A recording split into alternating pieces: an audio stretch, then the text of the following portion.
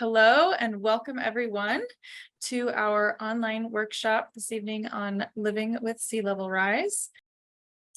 So this workshop is being hosted by the Shore Friendly program, which aims to help waterfront homeowners steward their shorelines to protect their property and protect the health of Puget Sound. And we do this through workshops like this, through technical assistance, and providing resources to connect homeowners to the best available science and funding opportunities. And this program is funded by a number of partners, including the Department of Fish and Wildlife and the EPA. And to introduce ourselves, my name is Mary Krauser. I am the Shore Friendly lead at Pierce Conservation District. And I have my director, Heather Green, on the line as our tech host this evening. And then we are very pleased to be joined during this workshop series by Andrea MacLennan from Herrera Environmental Consultants and Jeff McCord with Nickel Brothers House Moving. Andrea MacLennan will be our speaker this evening. Andrea has over 2 decades of experience as a coastal geomorphologist and project manager in the Puget Sound region. She has worked on projects ranging from coastal mapping and geomorphic assessments to sea level rise and vulnerability assessments. Sea level rise, vulnerability assessments, and adaptation guidance. Andrea has co-authored regional guidance documents on bluff and beach processes, coastal erosion management, and climate change adaptation. So we're very pleased to have her here to provide our presentation this evening. Tomorrow, you will be hearing from Jeff McCord from Nickel Brothers House Moving. Jeff will provide insights into adaptation options. Jeff has worked with Nickel Brothers since 2006, and he received his Executive Master of Public Administration degree from the University of Washington's Evans School in 2018. Jeff has extensive experience with nonprofits, public policy, and agency collaboration with municipalities and county governments in both Canada and the United States. And with that, I will hand it over to Andrea MacLennan from Herrera Environmental Consultants to begin our workshop. This is our shore-friendly workshop focused on living with sea level rise. As I mentioned, I'm Andrea MacLennan. I'm a coastal geomorphologist. I've been doing this type of work for over 20 years, since right around 1999 is when I started working in consulting and learning more about our near shore environments, both the geology and the ecology. I've done lots of work in Pierce County over the years, and I absolutely appreciate the beauty of these shorelines and their diversity. My work is not specific to Pierce County. I have had, I guess, the luck and opportunity to be able to work all throughout the Salish Sea. So kind of all of these protected shorelines, as well as the open coast of Washington. And coastal geomorphology, for those of you who are less familiar with that term, is the study of how our shorelines are evolving over time. And many of the people in my field also really focus on the better management of our shorelines, kind of really incorporating the fact that they are ever changing as, you know, in their better management. So really taking a look at the shoreline as something that's continually changing is really important to, you know, the range of choices that are available for management. And we'll be talking about that more as we start talking about sea level rise adaptation. But it's definitely an important part of the field. Okay, so moving on. So the way that my presentation tonight is structured is that I'm going to focus on coastal processes, kind of giving you guys some of the fundamentals of how our beaches and bluffs work together, and then the implications of climate change on our coasts. And I've given you, again, the basics for understanding the science and what is really relevant as shoreline property owners.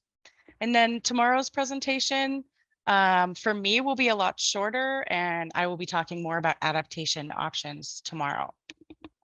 So we'll just kind of touch on it today, but that'll be a more thorough presentation on adaptation options tomorrow. And then we'll wrap it up with a Q&A. Just so you know, we're not using Q&A via Slido. We will be doing that via the chat. Okay, so diving into coastal processes. So you may be wondering, okay, why do I need to know about the erosion to save Puget Sound? Well, or why is that relevant to the health of Puget Sound? And the reason for that is that we need healthy eroding bluffs to supply sediment to our beaches. Those sediments that are eroding from our bluffs provide about 90% of the beach material that you see on our beaches. We need that sediment, specific size sediment on the beach to have healthy forage fish spawning habitat. Forage fish make up the whole kind of central part of the marine food web, upon which, they're referred to as forage fish because so many of the species in our marine food web or nearshore food web rely on the forage fish for forage. That's their food.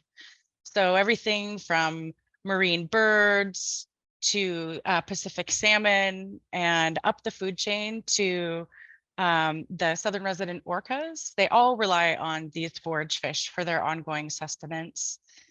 So it's very important, kind of the interconnected nature of the physical processes with the habitats and the overall health of our nearshore ecosystems. If you're interested in learning more about these topics, you can take a deeper dive into this document. If you just type in beaches and bluffs of Puget Sound into your favorite web browser or Google or whatever, you can find this document here, which is totally written for the layperson. It's not just for science nerds like myself. And it will tell you a lot more about each of the topics that I touch on today. So let's start by defining terms. Now, when you hear me refer to the near shore, that's a kind of a broader area extending from these coastal, the upland end is these coastal forests that are adjacent to the shoreline. And then the whole gradient down to the waterward extent, which is referred to as the photic zone. That is the lower limit of the photic zone, pardon me, so my mouth gets warmed up. Which is kind of the lower limit where light is penetrating through the water column, where photosynthesis is occurring. So where you see our submerged, the waterward limit of where you see our submerged aquatic vegetation, like bull kelp or eelgrass beds. So that whole area is referred to as the near shore. So going back up to the landward extent, we have our coastal forest, which is commonly referred to as a marine riparian area. Now that's just riparian is really just a fancy word for saying adjacent to the water. And there's of course a gradient from more upland vegetation that is not salt tolerant down towards the uppermost parts of the beach, where you start to see dune grass, and other halophytic vegetation, so salt tolerant vegetation. You maybe have some marsh vegetation like pickleweed and other unique species that are adapted to the salt and the wood and a relatively low organic content, but this very dynamic zone here that they can get quite hard hit in storms. And then you have, so that's referred to as the back shore, that area where you see the salt tolerant vegetation and the driftwood accumulate.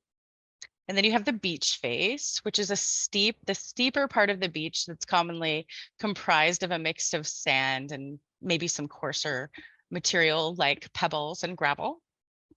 And then there's at the lower limit of the beach face, there's a transition to a major slope break, where the beach flattens out and extends out to our tide flats or sand flats that folks like me refer to as the low tide terrace. So that's commonly where you see like big sandbars, where you go clamming, and that's where you find a lot of your shellfish. Well, yes, obviously. So that's where you're going clamming. Anyways, bear with me here as I warm up. So all of our shorelines have been mapped into different geomorphic shore types. So within the different shore types, they're formed by different processes and dominated by either coastal erosion or deposition. And I'm going to tell you a little bit about each of them Excuse me, starting with a barrier beach. A barrier beach is a low elevation shore. That's a depositional shore form. It's formed from, the ongoing erosion of bluffs and sediment transport downshore that continually occurs over decades and hundreds of years to millennia, and leads to the development of these coastal landforms. In landward of some barrier beaches, you find a barrier lagoon or a barrier estuary. The difference between these two really is just that there is a freshwater input into the barrier estuary. A barrier lagoon is mainly just a saltwater body. So it's really only experiencing like a rise in the water level associated with the tides, and both barrier lagoons and barrier estuaries are connected to the marine environment via a tide channel, and they range in size considerably. We have our bedrock shore forms, which you don't often see in South Sound, but are definitely more abundant in the northern parts of Hood Canal and in the San Juan Islands, and up here where I am in Bellingham, there's quite a few. They're categorized as either plunging rocky shores, those kind of steep rocky shores that kind of drop off more dramatically, or rocky platforms that are at a much lower gradient and where you can kind of often climb around, do your tide pooling. And then pocket beaches, which are, your standard beach, but instead of being supplied by sediment from along shore, that beach material is contained between two bedrock headlands. So they function very differently than the other types of beaches that I'm going to talk about more a little bit further on that are found in drift cells. So next we have our artificial shores. Those are, around the Port of Tacoma. There's many of them. These are areas that have been, urbanized or industrialized. They're often armored and filled and no longer functioning like a natural beach. And then we have feeder bluffs and transport zones. These are characteristically erosional shores. So over decades and hundreds of years, they're just continually eroding. And feeder bluffs erode at a significantly greater rate than transport zones. Transport zones are kind of more characteristically neutral, even though they are in the long term gradually eroding. Transport zones are more likely to have coniferous vegetation covering them and small accumulations of driftwood waterward of the toe of the bluff, where a feeder bluff is more likely to have much less vegetation on the bluff face. There's more active erosion there.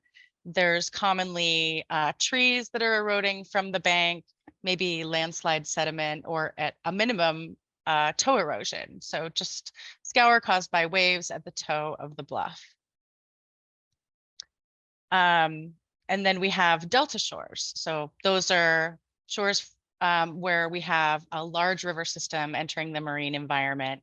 These are also commonly depositional shores, but they're dominated by the river system rather than wind-driven waves. Like the bulk of the Salish Sea is dominated by wind-driven waves. Now, throughout this presentation, and maybe you've already noticed that I bounce around between using the terms shore type and shore form, which the two terms are generally synonymous. Shore type, I guess, is just another way of saying a different shoreline landform type. All of the shorelines within the Salish Sea have been delineated into different geomorphic shore types. And I was one of the people who was lucky enough to do that mapping by boat. And it was, let me tell you, such a treat. Didn't really feel like work, although we were covering quite a bit of ground, like at least 25 miles a day of shoreline. And so I have been lucky enough to see all of the shores of Pierce County. You can see that much of the shoreline consists of what's displayed in blue, which is your feeder bluffs, or that bright green, which are transport zones. So again, those eroding bluffs that are supplying sediment to downdrift shores. And we'll talk about that a little bit more in the next slide. The areas that are mapped in bright yellow are accretion shore forms. Those are our depositional shores, also referred to as barrier beaches. Pardon the inconsistent terminology. Not entirely to blame for that. Barrier beaches is a term that's used throughout the world, and accretion shore forms is a little bit of a local word. So and what is applied here in this mapping that you see here. This mapping is easily accessible. You can find it on the Department of Ecology's Coastal Atlas, or if you type in, if you look up the beach strategies for Puget Sound, you will also find it there. The shorelines that are mapped in purple are called feeder bluff exceptional shores. Those are feeder bluffs that are eroding at a very rapid rate. So before I talk more about our beaches and bluffs, it's of value to know a little bit more about the glacial legacy of the Puget Sound region. Now, all of our north-south trending basins have been carved by the repeated advance and recession of multiple glaciations, or particularly the Puget lobe of the Cordilleran ice sheet, which covered a large part of Western Canada. And the most recent ice age was about 13,000 to 16,000 years ago. And during that time, the Puget lobe, which you see here, advanced and receded multiple times. And as it did so, the meltwater beneath this glacier kind of carved each of these different basins and left behind just millions of cubic yards of material. So once it left behind that material, the sea level rose and the land uplifted without the weight of the glaciers over it. And our modern shorelines began to evolve. So that whole process, with the receding of the glacier, or the receding of the Puget lobe, and the melting ice and the uplift, and the rise in sea level, that all occurred about 5,000 years ago. So our shoreline environment is in a relatively immature state of evolution, particularly when compared to the East Coast. It's just kind of important to be aware of if you're comparing our shorelines to the East Coast. An important part of how our shorelines work at this landform scale is a term called longshore drift, or littoral drift. That's the longshore transport of sediment that's driven by waves. Now, how this process occurs is when the waves approach the shoreline, they're commonly at an oblique angle. They wash up the beach in one direction and draw down the beach at a right angle. And that process kind of kicks sediment up into suspension and causes a longshore current to develop that generally drives that sediment transport along shore. Now, most of that sediment transport is occurring within the surf zone. Most of it is occurring on the bluff face, most active and ever-changing part of the beach. Now, all of our shorelines have been mapped into discrete net shore drift cells where there's a predominant direction of sediment transport. And as a result of this long-term process of sediment transport, landforms evolve, and these systems really function independently of one another. There's about 900 different littoral drift cells in the Puget Sound region. There are also areas that are outside of drift cells that are referred to as areas of no appreciable drift. That's what NAD is here on my slide. Now, the NAD shores, or areas with no appreciable drift, the absence of sediment transport may be due from due to either an absence of sediment, such as along a bedrock shore, or due to an absence of wave energy, such as within the inner shores of a lagoon. There are also areas where there are two drift cells diverging at a given point. Those are called divergence zones, and those areas are technically considered to be in both bifurcating drift cells, as the sediment that's coming from the erosion of bluffs within divergence zones is actually benefiting both shorelines, both drift cells.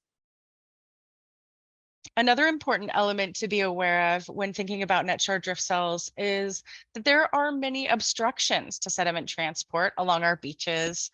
You know, I think like a ferry landing with a breakwater or a large marina is a common example of an obstruction to drift, where the sediment, it's really kind of covering and usually a perpendicular structure to the shoreline that kind of prevents that alongshore movement of sediment.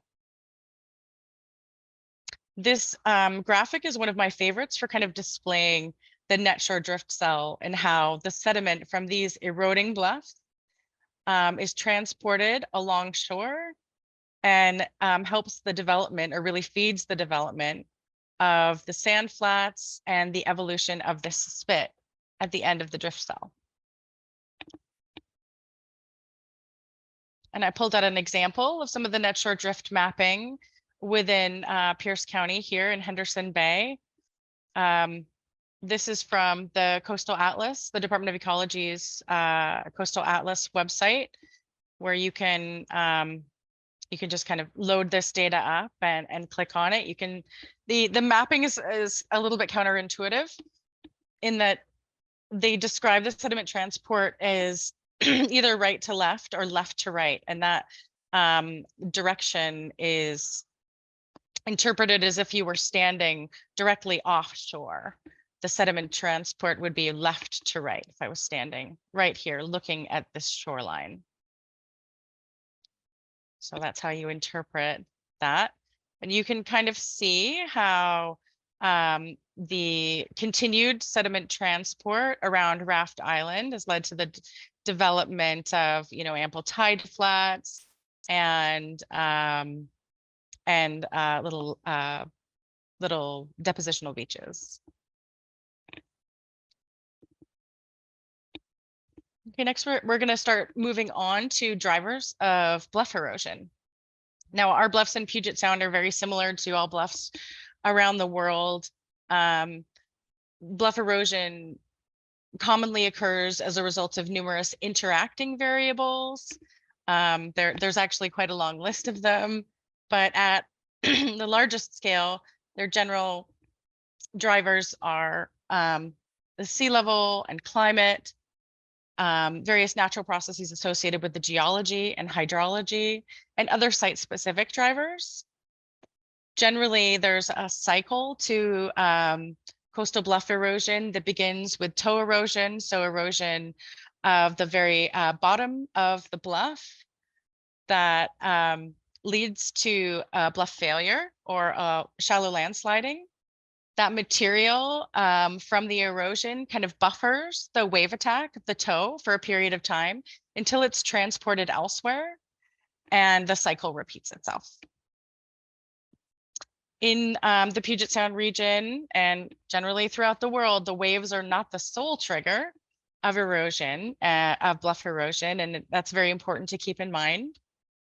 Generally, our bluffs are categorized as well, our bluffs are driven by a combination of different variables. Again, it's very site specific. You have marine induced erosion, which is that wave induced erosion eroding away at the toe of the slope, like you see here in image B. Or subaerial erosion, which is largely driven by upland processes like the geology or the stratigraphy of the bluff. So how the different layers of the cake stack up. Our geology, you commonly see permeable material overlying impermeable clays, which is a common reason that after heavy rain, we see a lot of landslides occur, as that water kind of accumulates above the clay layer and leads to the development of a slide plane. So the upland topography is also very relevant. Just steeper bluffs are more likely to fail. And then we have human-induced erosion. So that's erosion that's associated with land use practices like clearing of vegetation or road runoff or other runoff from urbanized areas, other land uses. So again, this picture really depicts that whole cycle of erosion, where we have erosion at the toe of the slope that then generates a slide. That slide brings sediment onto the beach, which is then gradually transported away by waves and sediment transport until the water and the waves are again able to erode at the toe of the slope, and the cycle repeats itself. Okay, so next I'm just going to talk a little bit more about each of these drivers. This graphic, I think, is great for really showing how the stratigraphy, the bluff stratigraphy, again, those layers of the cake really is conducive to the development of landsliding. Now, throughout most of the region, the top of the bluff is comprised of very different material than the lower elevation parts of the bluff. So you'll commonly see Vashon till at the top, which is very consolidated. It's kind of a matrix of coarse sand with cobbles and gravels found within it. It's not very permeable, but water does slowly flow through it. Beneath that, you often see the Esperance sand or the outwash sands, which are far less consolidated and usually more of a homogeneous accumulation of sand. And then beneath that, you see the Lawton clay. So the water percolates through those upper layers and accumulates above the Lawton clay, and that is commonly where we see our landslides form.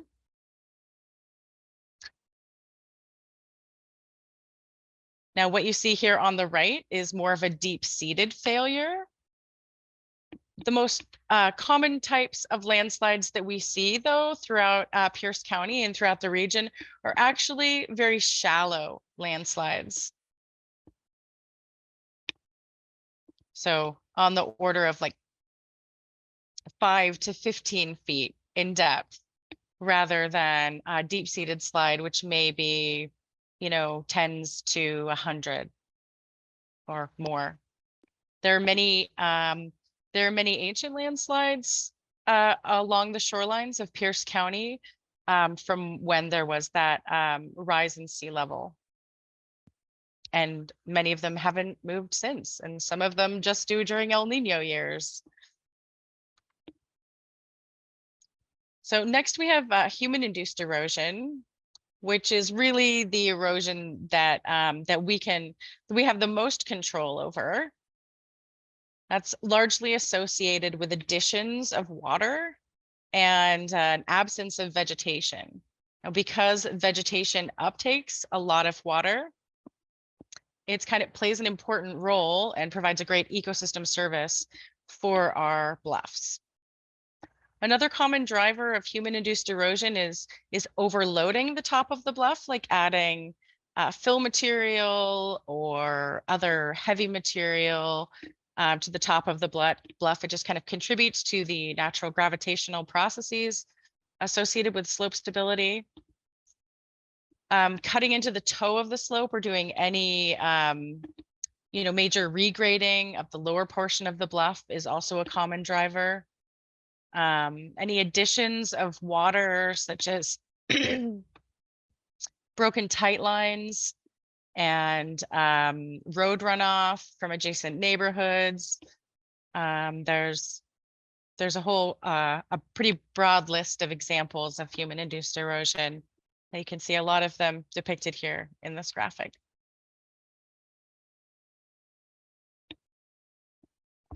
Back in 2018, I compiled a bunch of long-term erosion rates for our bluffs. And linked each of those bluffs and erosion rates with data on a number of different variables that appeared to be relatively influential to erosion rates. And then we analyzed them. And what we found was that some of the most dominant drivers are fetch. So that's the open water distance across which waves can form, and tidal range. So this is kind of an interesting one. I'll explain a little bit more. So fetch may seem rather intuitive, that you have bigger waves form from areas with bigger fetch. So if your bluff is exposed to 15 miles of open water, the waves are going to be larger that are hitting the toe of your bluff as compared to a bluff that is only exposed to a mile of fetch. Now, tidal range is a little bit different. In South Sound, we have like a pretty dramatic tidal range. We have a much higher tidal range than you see in Northern Puget Sound, which has a narrower tidal range. The South Sound tidal range is described as macro tidal. It's more on the order of like 2 to 4 meters of tidal range. Whereas in the San Juan Islands and in North Sound, it may be less than 2 meters. And how this makes for a difference in how our bluffs behave is that all of that wave energy extends across a much broader beach profile. So on beaches in the North Sound, that wave energy is focused on a much narrower portion of the beach. And that means that the waves are able to erode the toe of the slope with greater frequency, leading to more rapid erosion rates in North Sound relative to South Sound. So it has been said many times over that people commonly have they perceive their bluffs to be eroding at a faster pace than they actually are. Our bluff erosion is commonly episodic, so it occurs periodically in change events. So where we have these big events like we had last December with a large high water event combined with a storm causing lots of toe erosion, and commonly also associated with heavy rains. Now, when this occurs, there's a big landslide that again will like lead to the bluff colluvium or protection temporarily at the toe of the slope from wave-induced erosion. But we also see the bluffs kind of reaching an equilibrium state where they're stable for a period of years following that event. So on our shorelines, we commonly have periods of erosion followed by much longer periods of stability. And on average, our erosion rates, they may range from less than 1/10 of a foot per year up to 1/2 a foot per year. But on average, it's really around just 1/4 of a foot per year. And that's an annualized erosion rate. So that's kind of taking into account those periods of stability and averaging that out over across 20 to 60 years. For this study, we were just looking at long-term erosion rates. So we were looking at multiple decades of data on these bluffs. And you can see where there is a deeper hue here. Those are some of the most rapidly eroding bluffs. And they tend to be in areas that do have quite a bit of exposure as compared to the lightest hues, which are more sheltered. Okay, next we're gonna move on to shoreline armor. Shoreline armor is a physical structure that's used to protect the shoreline from wave-induced erosion. It's also referred to as a seawall or riprap or rockeries. Comes in many different forms, and it looks quite different in different places. Along this shoreline here on the left, the shoreline armor is very high up on the beach, so much that you have driftwood waterward of it. Whereas this one on the right is more of a vertical seawall that infringes all the way down well below mean sea level. You may also see rockeries at the toe of a bluff.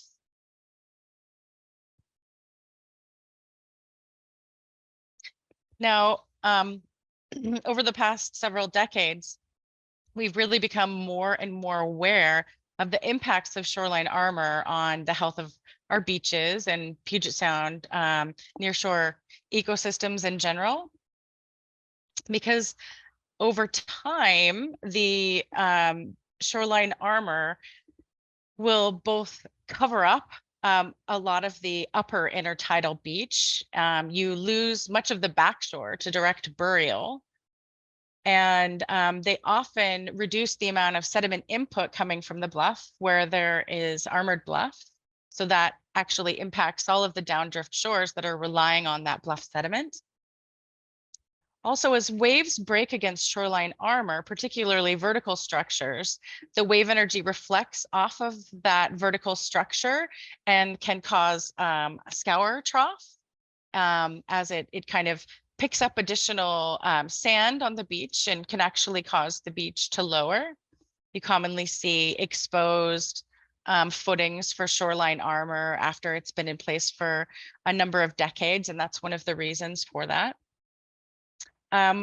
It also, that whole process can also carry away the finer material. So the sands, which are actually very important for the forage fish spawners, which have a well-documented preference for coarse sand and some of the finer material found on our beaches. And there's an additional implication of adjacency. So when you're adjacent to an armored property, particularly one that infringes on the shoreline substantially, waves will diffract around the end of that structure and kind of focus the wave energy along the adjacent unarmored shore. So that has been another kind of problematic issue where one stretch of armor will become larger and larger over time as additional property owners experience those end effects.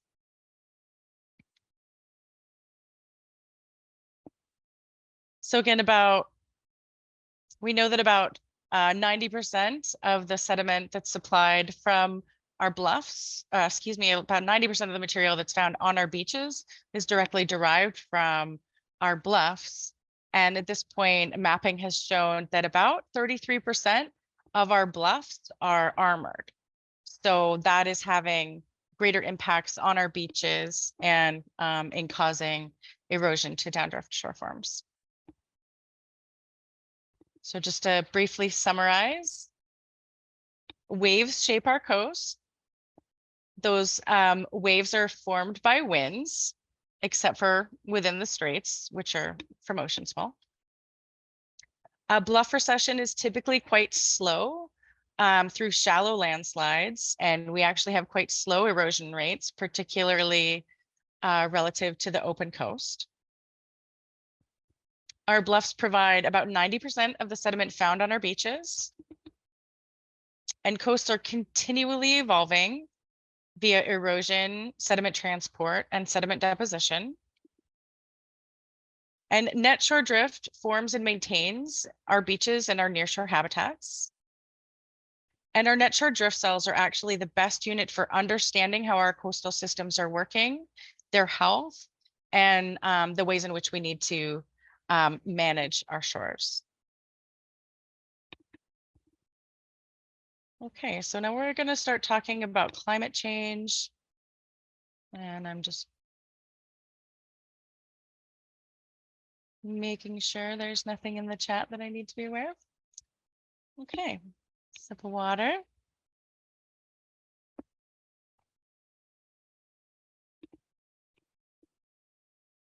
All right.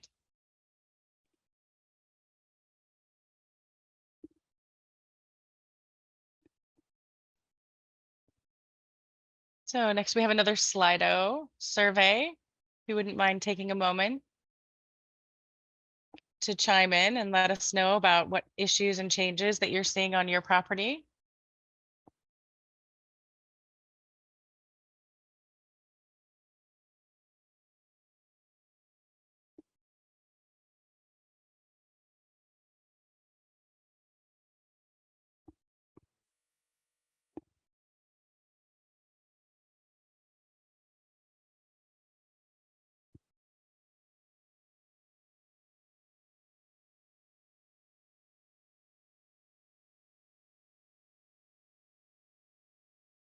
Right, still a lot in the other category. We'd love to hear from you in the chat if you answered other.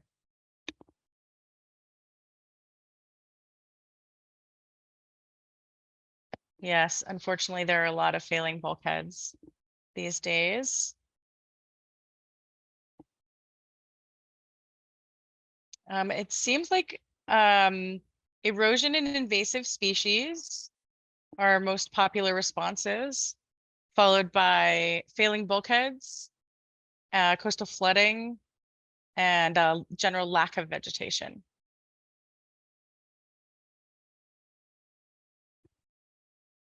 Okay, thanks for participating, everyone.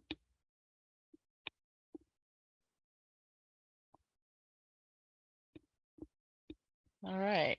Okay, so now moving on to kind of implications of climate change on our coasts. So the major impacts that we most commonly see are coastal flooding and coastal erosion. So, there have been a lot of major flooded areas, particularly during the king tides of last year. An enormous amount of coastal erosion and landslides also occurred then, which I'm sure many of you are aware. Here's just a kind of a few photos of the high water events from December 27th of last year, which I have heard described as like 1,000-year high water event. It was greater than the 500-year high water event, which I will kind of talk more about that lingo and what makes something a 500-year storm versus a 100-year storm here in forthcoming slides. Just an enormous amount of water in downtown Port Orchard. A lot of flooded homes and docks beneath the water. So what causes coastal flooding? Well, coastal flooding can occur from a range of different reasons that are not all associated with climate change, like heavy precipitation, increases in river flows, sea level rise, wind-driven waves, storm surge, high tides and king tides, and tsunamis. Well, how many of these will be intensified by climate change? Almost all of them, unfortunately. This image here is off the west shore of Whidbey Island, where there is also ocean swell, which thankfully we don't have to worry about throughout Puget Sound, as that obviously increases the magnitude of the flooding considerably. So what makes a 100-year flood event? We hear that term a lot. Now, generally, engineers look at flood events associated with the probability of that event occurring. So a 20-year high tide or storm or flood event is one that's likely to occur every 20 years or 1 in 20. It really only has a 5% chance of occurring on any given year. So say you have a 20-sided dice here, just that you would essentially have that same probability of rolling the, excuse me, I'm not describing this slide very well, or this dice metaphor very well, but you have a 1 in 20 chance on a 20-sided dice of excuse me, you have a 5% chance of this using a 20-sided dice. Oh, that was really horribly put. Pardon me, I think I might need a sip of my tea.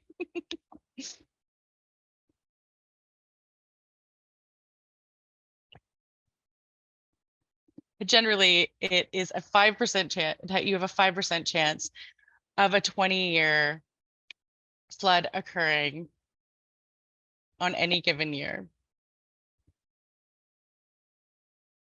Whereas a 100-year storm or high tide or flood event, you have a 1 in 100 or a 1% chance of occurring in any given year. A lot of these calculations are based on current conditions and past conditions. Unfortunately, they don't incorporate future data. And that's one of the reasons that we're seeing an increased frequency in what was previously a 100-year storm or high water event.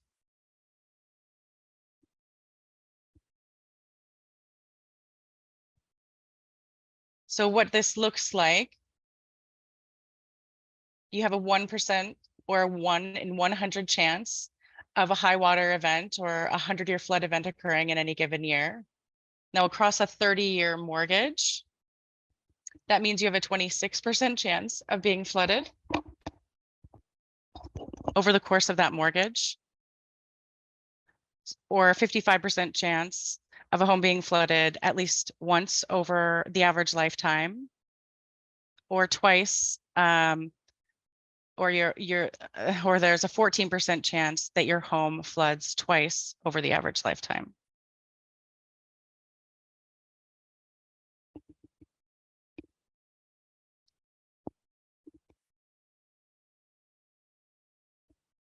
So you may be, we're moving on to erosion now from flooding. Maybe asking what causes erosion. Well, generally on our shorelines, there is a well-documented precipitation threshold for where landslides occur. So after 2 to 3 days of heavy rain, we start to see shallow landslides occur. Flooding, high water events also generates additional toe erosion, which can lead to slides, sea level rise, larger wind waves, and other storm events that like low pressure systems causing heightened high water. And then human activities like shoreline development, vegetation removal, some forms of recreation, shoreline armor, as I discussed before, and improper drainage. Now, which ones of these are likely to increase or be intensified by climate change? Well, most of them. So heavy precipitation events are more abundant as a result of climate change in our region, as well as flooding, sea level rise, which we're going to talk about a little bit more, and the occurrence of wind waves and storms, particularly from large low pressure systems, so our storm surges.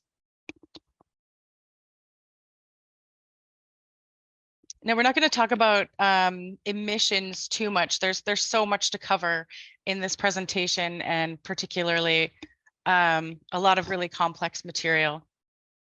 But we are at, we do have an opportunity at this point.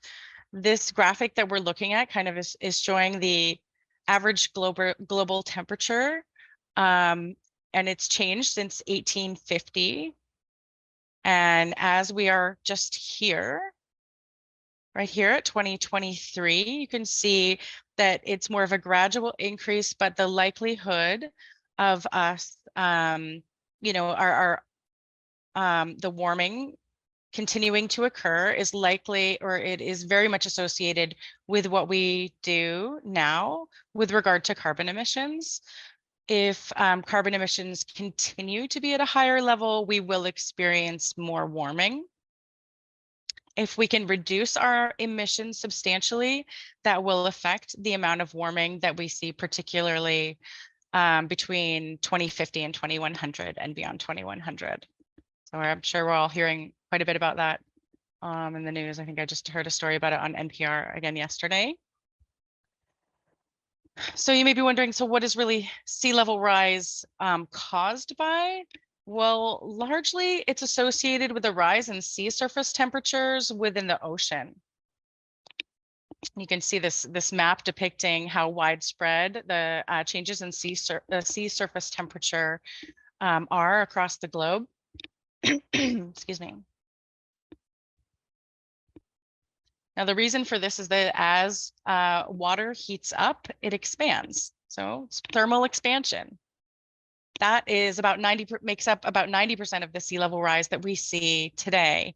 But a lot of the sea level rise that people project to occur, particularly in the larger estimates, are associated with melting of land ice, or we refer to as cryospheric inputs, those inputs coming from the cryosphere, which is all of that additional water that's locked away in glaciers, ice caps, and ice sheets.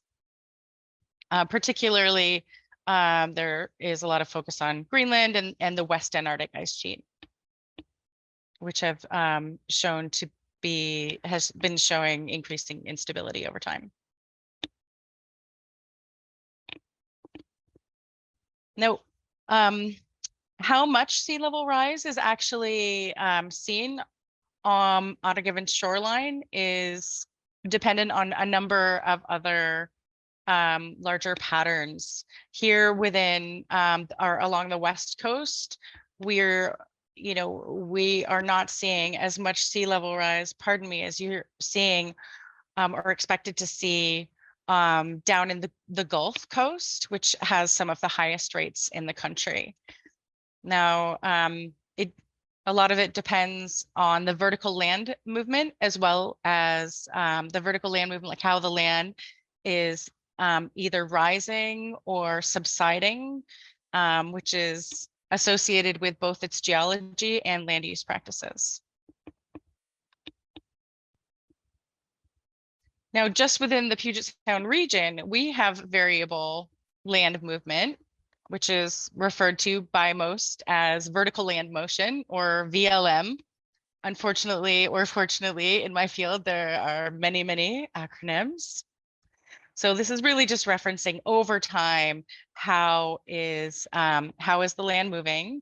Is in South Sound, we see far more subsidence. So that's the land is actually sinking very gradually over time. You can see throughout most of the Puget Trough is either neutral or subsiding.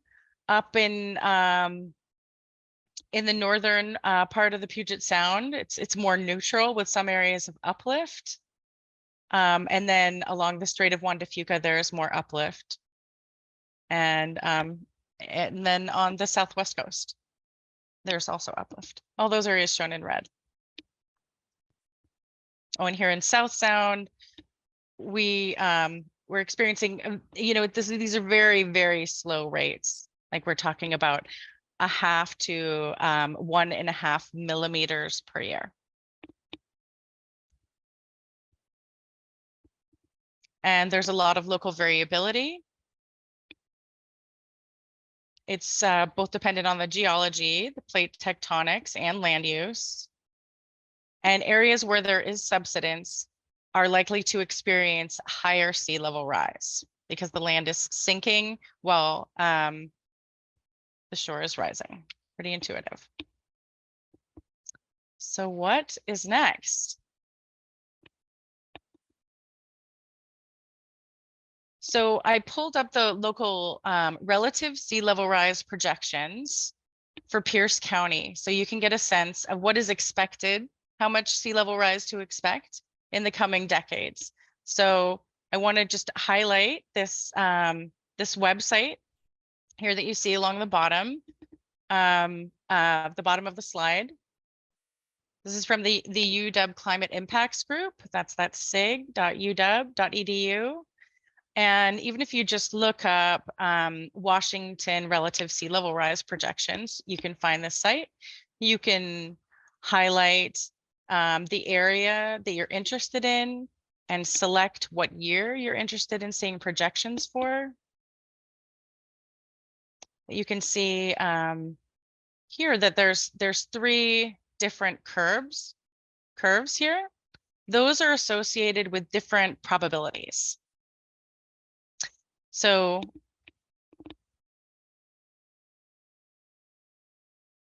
I can kind of describe this a little bit better on the next slide, but you can select the likelihood or the probability that the different sea level rise projections are likely to occur.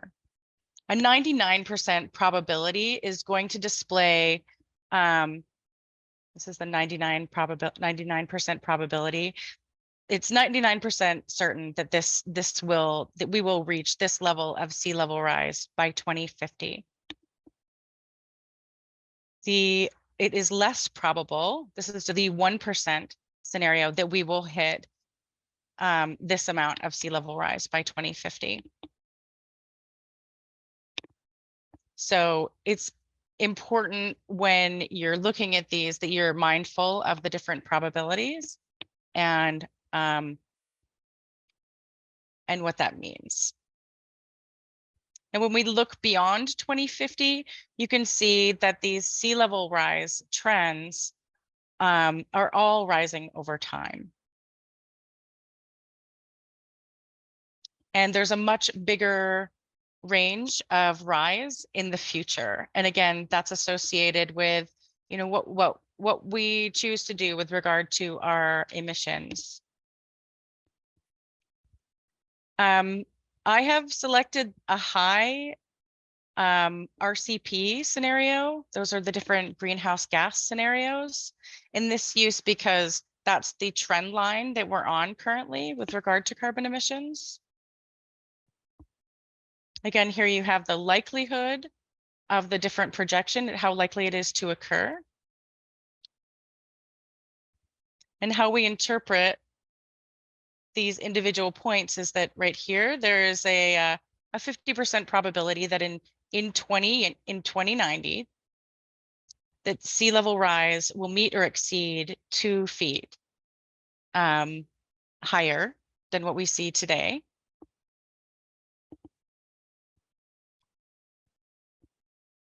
Now there's also these tables kind of depicting these same outputs. So you're not forced to interpret it all from the graph. Now what this means is that we have a basic sea level or a mean sea level that we see today. And you add to that our tides, maybe a king tide, and you add to that a storm surge. And then you have a significant storm generating large waves and wave run up.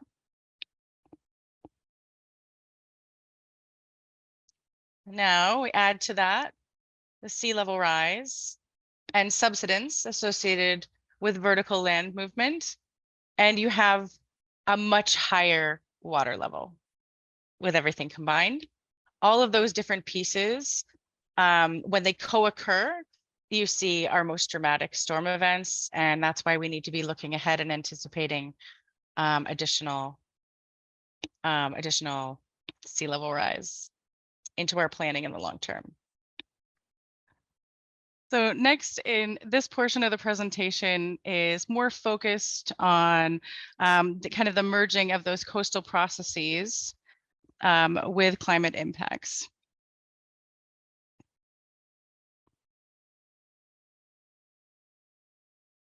So what we actually see on the shoreline as a result of sea level rise is it's a relatively excuse me, it's different along different shoreline types, and that's a really important thing to understand.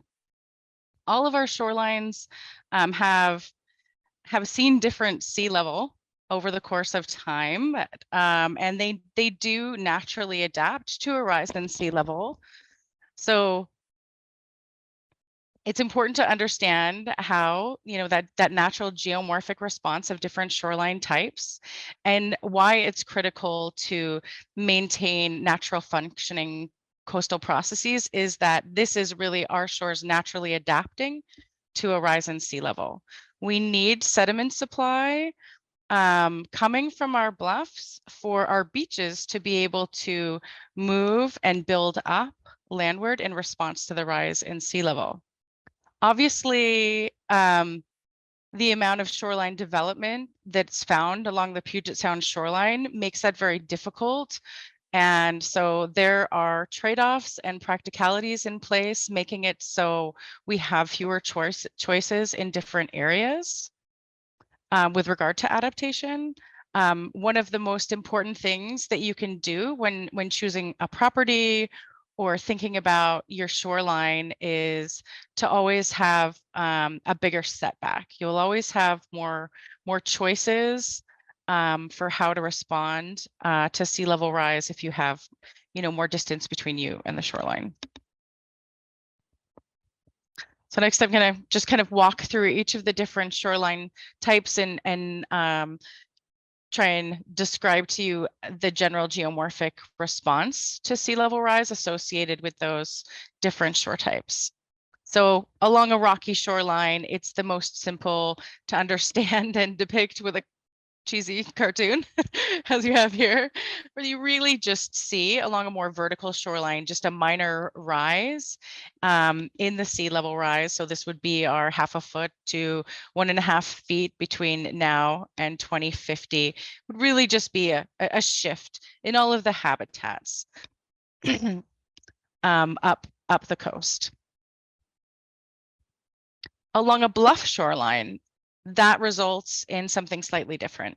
The rise in sea level means that the whole shoreline profile will adjust. Now, bluffs are really unique and interesting in that although we think about the just the toe erosion, or we hear a lot about the toe erosion, the position of the crest is actually the biggest hazard to most shoreline property owners. And the position of the crest and the toe are kind of always in a dynamic equilibrium with one another. So with a rise in the sea level, you'll have an additional amount of toe erosion that will occur as a result of that. So that bluff will become oversteepened over time, and eventually it will adapt by receding landward. And as it does so, it'll kind of reach a new angle of repose. So a new kind of like stable place. The sediment that is eroded from the bluff will actually build up the beach, as well as supply downdrift shores with sediment, so they're able to naturally adapt to the rise in sea level also.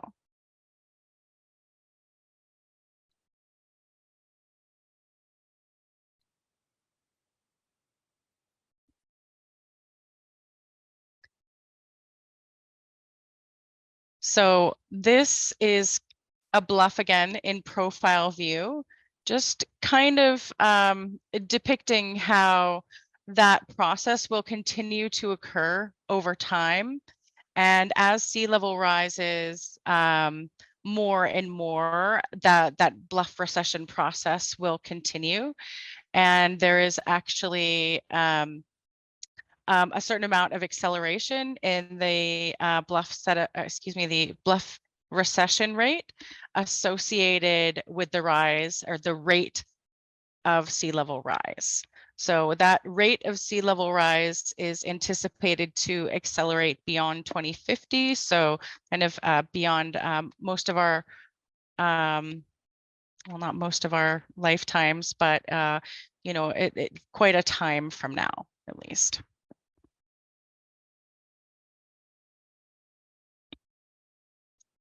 For our low elevation shorelines, they will also experience a natural geomorphic response that's largely associated with that occurs, or they really naturally adapt during our high water events through a process referred to as overwash. So during those high water events, when you see driftwood moving further landward, that is our beaches attempt to build up the shoreline. And commonly during our high water events, you see a lot of coarse sand and gravel move up the beach, or the gravels and pebbles, those larger sediments move up the beach by the waves and build a higher storm berm. And as they do that, with moving the driftwood, they're actually moving that whole backshore or supertidal area and building it further landward and upward. Now, as this occurs over multiple events, you also see habitats and dune grass and other intertidal species kind of migrate up and move further landward. Where there's a landward limit to the kind of migration of this whole beach process, or of this whole beach profile. This whole process is truncated and the beach can narrow and be forced to stay at an elevation that it no longer wants to be at. So essentially what, instead of building upward and shifting landward, the beach will be submerged with greater frequency over time. So it'll become lower, relatively lower in the intertidal profile. So this attempts to graphically depict that process of the rise in sea level against a static shoreline, like shoreline armor, where essentially this upper intertidal beach, you know, that's exposed in 2023, you know, with you know, say 1.5 feet below the shoreline, but by the time 2050 rolls around, there will be less intertidal beach during a high tide. Now, during storm events, say you have an additional 2 feet of elevation added to this water level, this high water level, that could lead to overtopping of the shoreline armor. And that obviously is an additional problem for many homes with shoreline armor, or that are relying on that protection from shoreline armor. This is, it's particularly problematic when with shoreline armor doesn't, you know, I think that many people think of shoreline armor being the ultimate protection, but in many of these low-lying beaches, there are the water is coming in from other locations. It's not directly coming in from the waves. So there can be both spray from waves over top of the armor, as well as other drainages coming down to that low-lying area, and then kind of the armor can actually kind of trap the water in, particularly if it doesn't have functional drainage. Another implication of sea level rise along armored shores is referred to as the coastal squeeze. And that's where the whole shoreline wants to build up and translate landward or shift landward. And when it has that static barrier and it's unable to do so, like you see in this photo, that upper intertidal area is lost. Well, this is where our forage fish spawning habitat is found. So they're, you know, without that habitat, you know, there are major compromises to the marine food web and the stability of that food web.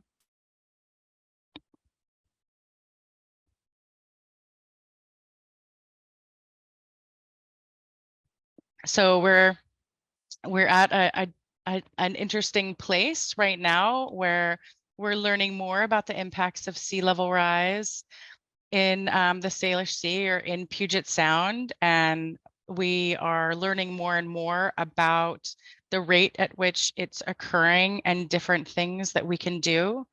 And you know, if we're going to take a detour or try new things, and I think that I wanted to, you know, before we go into the adaptation conversation, which is really focused more on tomorrow, we want to make sure that we can address any of your questions associated with some of these basic concepts that we've described tonight.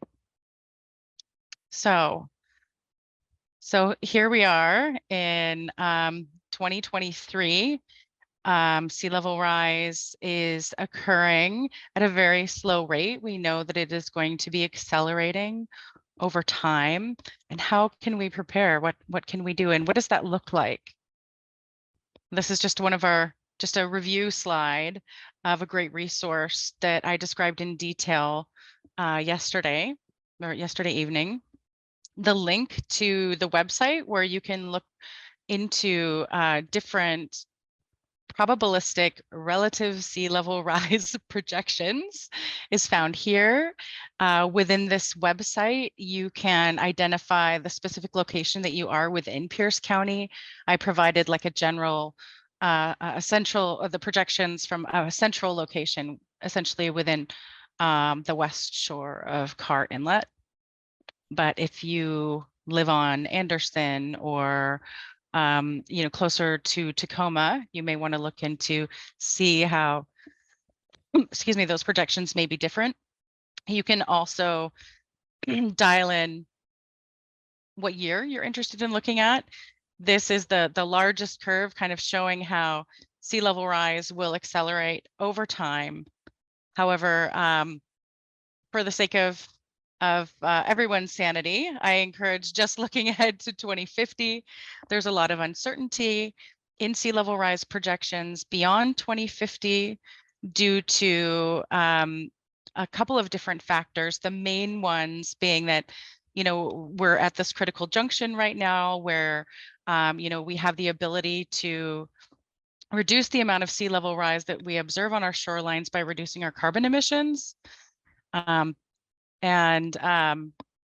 We also, you can see these different curves are different probabilities that the water will reach a given level by a given year. These are reported in this table here, which is just to the side of the graph on the website.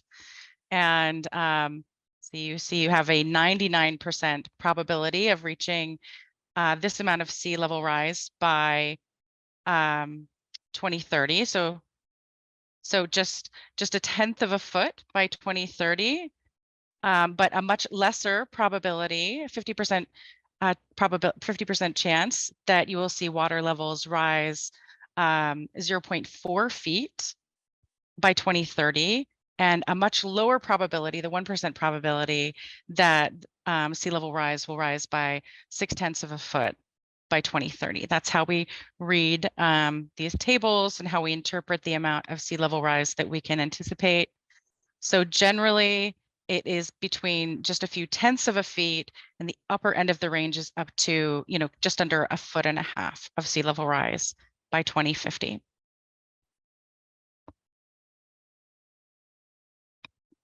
I'm just going to keep people joining us if they're interested.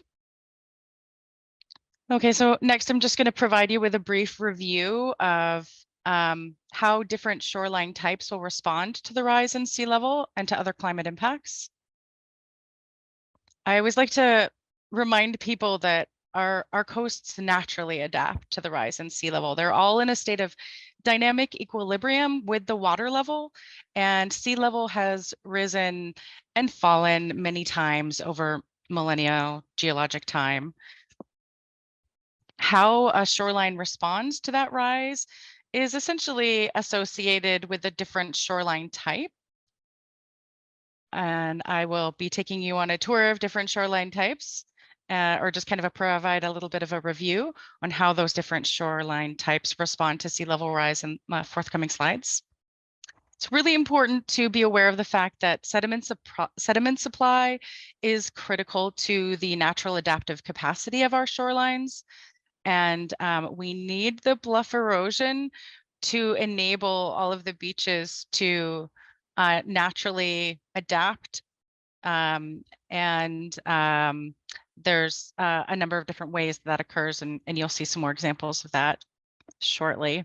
And setbacks are our friend. The further, if you're at that point of planning what to do on your property, and maybe moving the location of a house or some other structure that seems to be too close to the bluff crest or too close to the water, remember the more distance that you have between you and the source of the hazard, whether it's flooding or bluff erosion from the bluff crest, that is really where you want to be set back from. A lot of our regulations require setback distances from the ordinary high water line, which is a different thing. When you're at the top of a bluff, the ordinary high water the distance to the ordinary high water mark will be dependent on the slope and height of the bluff. So please keep that in mind. Okay, so just to briefly go over how our different shore forms respond. On a rocky shore, this is just kind of the simplest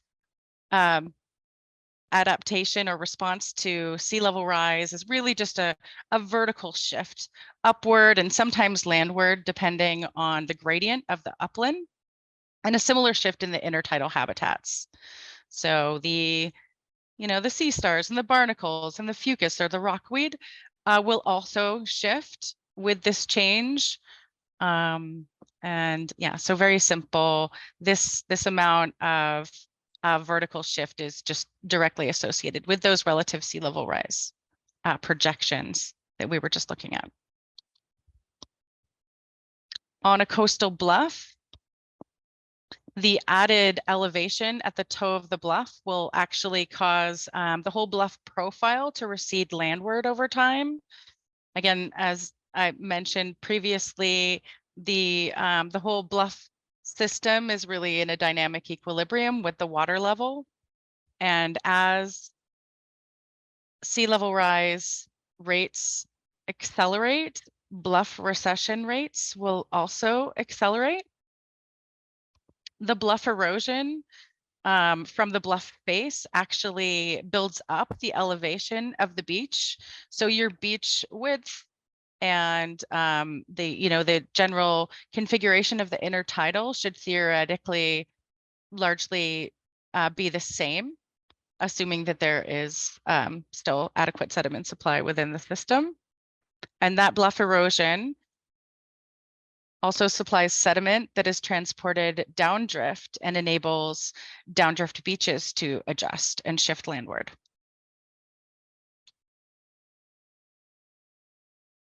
This picture is really just conveying that this process will continue to occur over decades, and as sea levels rise, and as the rates accelerate, the bluff erosion rates will also over time. Now, barrier beaches are also referred to as accretion shore forms. These are our depositional beaches. And their natural response to sea level rise is to translate landward. They build upward and shift landward, particularly during high water events, during overwash events, as nerds like me to refer to them.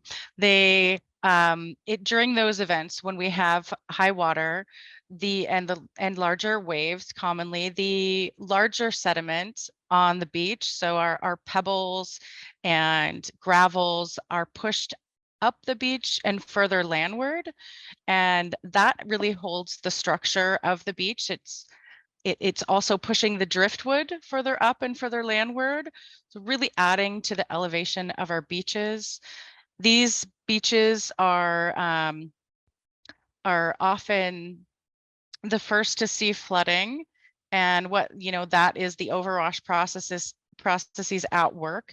The driftwood may become more embedded, or it may wash landward, but it's important to keep in mind that driftwood and that sediment wants to be building up the beach. Sometimes when there's an overwash event, people will take the driftwood and take the sediment elsewhere when it actually is the beach trying to naturally adjust to the high water. So with this landward shift in the beach or the storm berm at the top of the beach, there's also a similar shift in the habitats that are found there. So the backshore vegetation, your dune grass, maybe if there's a lagoon, it will also begin to kind of change in its configuration. And then the intertidal spawning habitats, which are found here on the beach face, they will also shift landward. Now, beach loss can occur and habitat loss can occur where there's a landward constraint that limits the amount of natural migration of the shoreline that can occur. So that limits that translation process, and that results in beach erosion, beach narrowing, and habitat loss.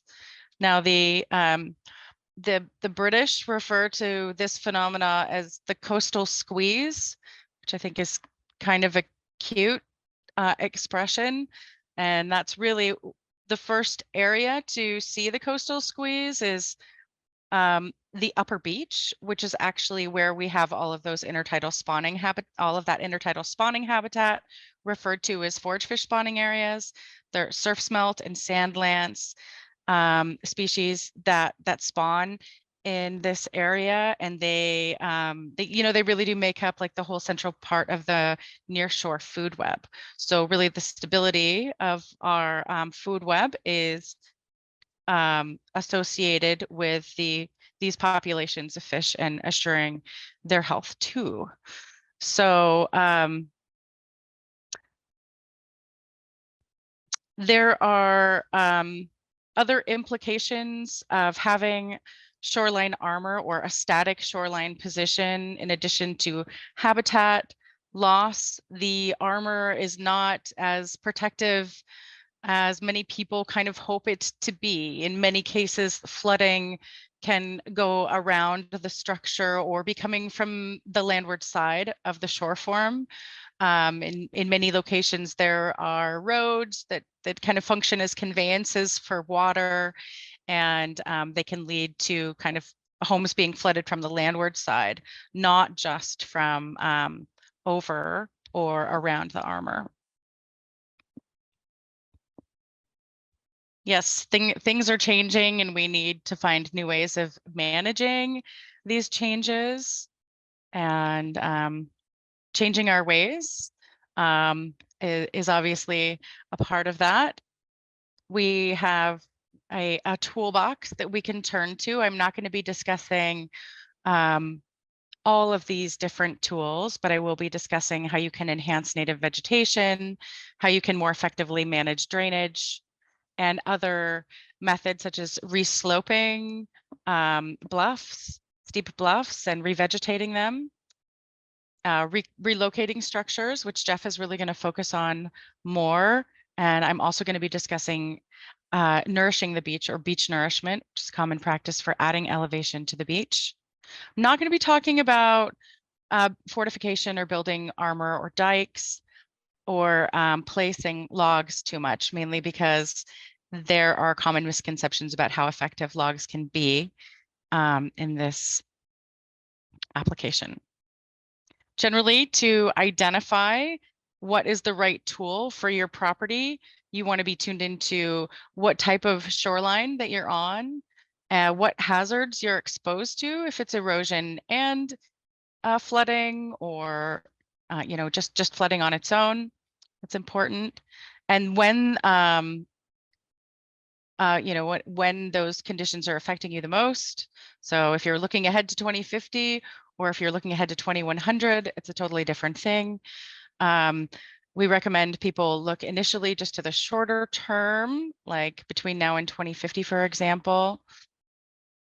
Having a high resolution topography of your property is really important in many locations for identifying the source of the flooding, like if you're dealing with flooding, understanding the point of entry and other low-lying areas in your property that may need to be addressed.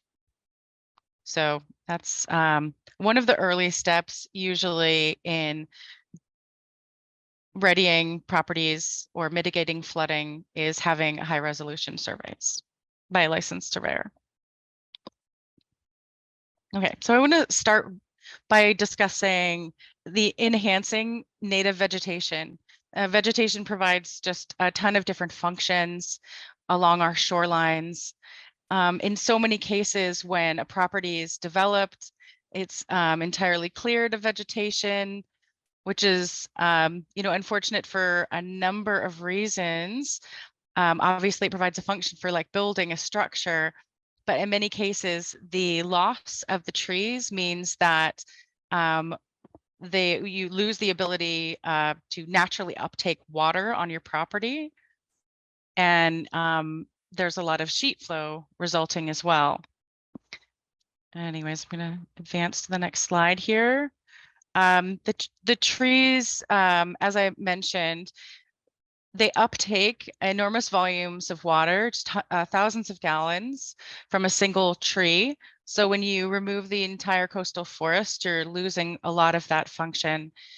The roots as well also provide incredible structure to the soils and added resilience, particularly when there are multiple trees living together and they form like a larger root network.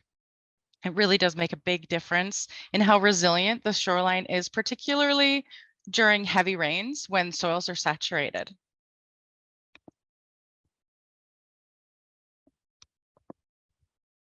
So by having more native vegetation on your shoreline, so say a combination of trees and shrubs and other ground covers, we can reduce sheet flow, which is when the water is kind of like in a shallow sheet flowing over the bluff crest.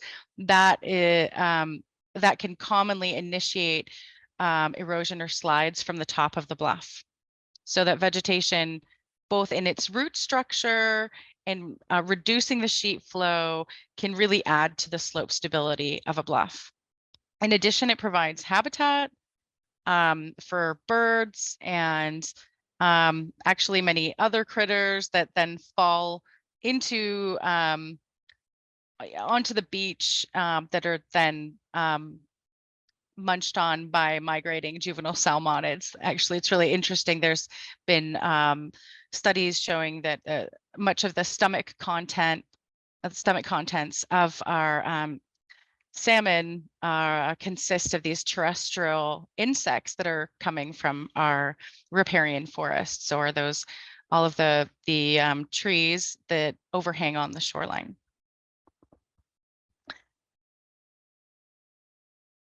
So the limitations of relying only on native vegetation is that it is not as effective as sea level rise begins to accelerate over time. And you do need to plan for erosion of some trees from the bluff. That does happen over time. However, when that does occur and the tree is able to slide down the bluff, and with it comes some sediment, that sediment actually provides a substantial buffer and prevents wave attack of the toe of the bluff, usually for several years or more. So although many people want to, when they see that one of their big Doug firs on their bluff is undercut, they get concerned about it taking additional soil with it, and when it naturally erodes, and so they have it cut. Now, unfortunately, when it's cut, it's definitely going to come down. It is dead, and then you have a dead root structure, which doesn't really provide any of the same functions. And then when it comes down, it does still bring with it some sediment. And so you kind of lose out on the benefits. And so we always encourage people to keep the tree. It can last for a surprisingly long time. And when it comes down, it actually does provide some protection for erosion from the bank erosion.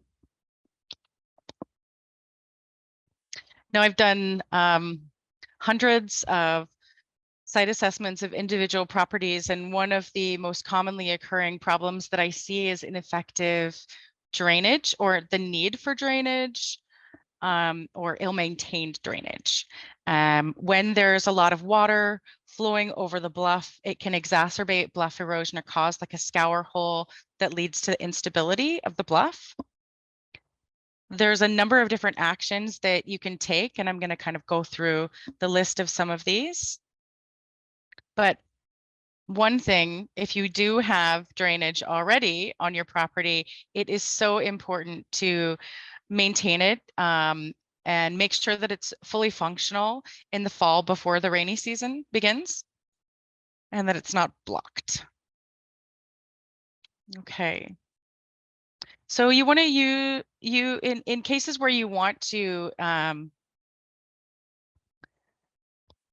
there's a number of different cases really where you should start thinking about how to manage drainage with some engineering.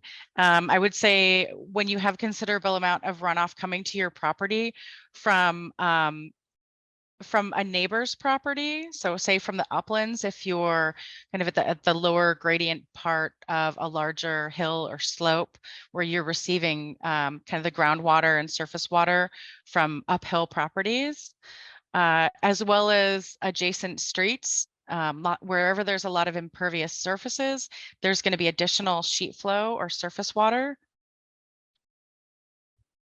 This picture kind of depicts that, where we have a lot of impervious surfaces, say from parking lots and large buildings, there's additional surface water runoff, as well as, there is subsurface flow still. But in areas where you have considerable vegetation, you have far less surface water flow and more subsurface flow.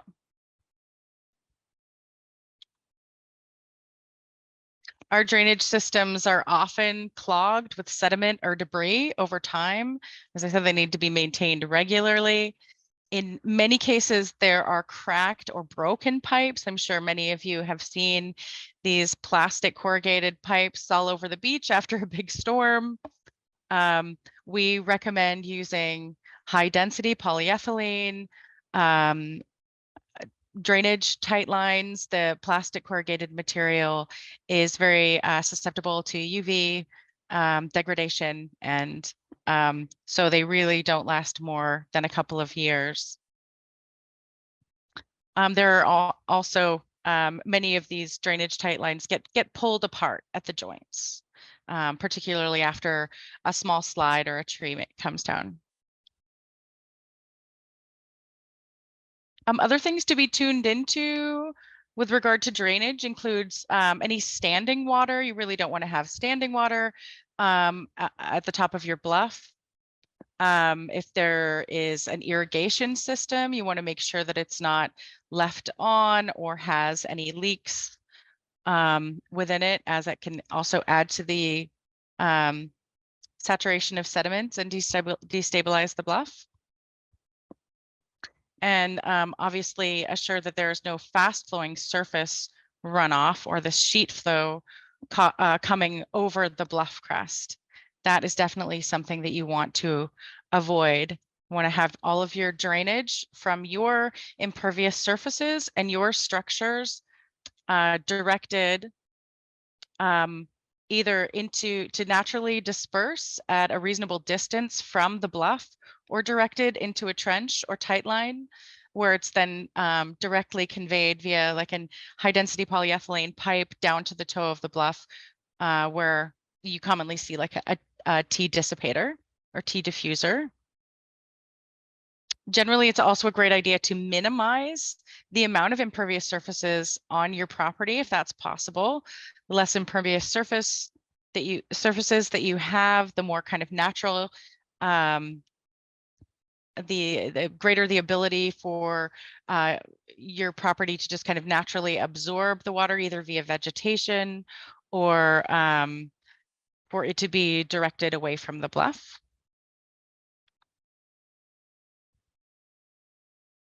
Again, minimizing your building footprint, so having less impervious surfaces is always better. So building up rather than out. And again, having larger setback distances is always a great thing to work towards. So these are just some additional recommendations. Having additional vegetation where there is natural dispersion is important. And strategically placing native trees and shrubs and ground covers to, that will help to uptake water, as well as, be more drought tolerant, so they're more resilient to our natural conditions, as opposed to more ornamental species, which tend to require more water and have a harder time persisting through our drought-ridden summers. We recommend people just trim back trees to maintain view corridors rather than cutting trees. Definitely don't want to top trees as well, as that can lead to or make them more vulnerable to disease. And again, this tight line ideally will go all the way down the face of the bluff to the beach and end at a dissipator T or a T diffuser. Now, over time, these diffusers need to be maintained. They need to be lengthened or shortened depending on the changes taking place along the bluff. In most cases, they need to be shortened. They can extend kind of further out on the beach over time, particularly along a rapidly eroding bluff. But this diffuser T kind of helps to prevent scouring at the toe of the bluff caused by water flow. So that's a major issue, particularly in areas where there is a lot of flow that's being managed. So the benefits of managing your drainage are that it reduces seepage and pooling and reduces erosion of the beach and the bluff. Limitations of this approach, it really can only address one major cause of erosion, that being the surface water or poorly managed surface water. Doesn't really address natural bluff stratigraphy's influence on the groundwater regime. And if you have a large seep or spring on your property, it can't, or it is very difficult to mitigate that via these traditional drainage methods that I've described today.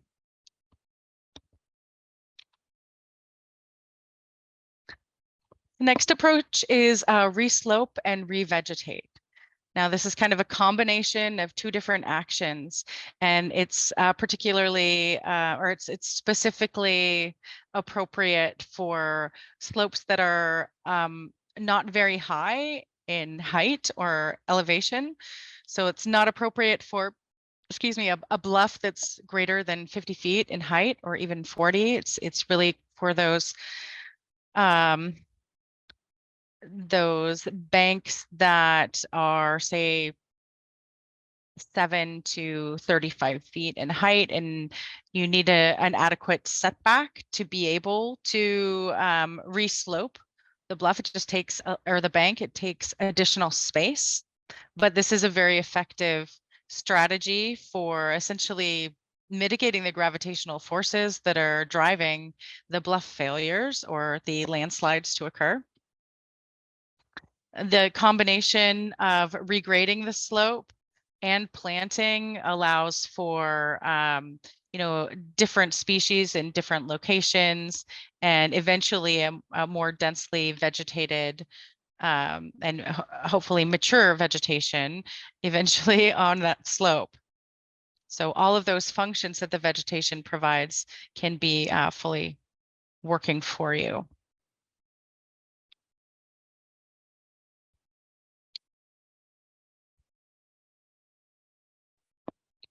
Following, so this slide really just shows you the sequence of steps in implementing a reslope and revegetation project. You begin by securing any existing drainage, removing any invasive species, and then doing the necessary regrading. Jute fabric is used to stabilize soils and prevent additional soil erosion. It also helps for planting in, directly planting the vegetation through the jute mat. Many species that we recommend planting in these locations will be planted as stakes. And they so they just kind of slide right into the jute mat and hold in place, and then mature from there. The final step is placing mulch on the slope around the vegetation.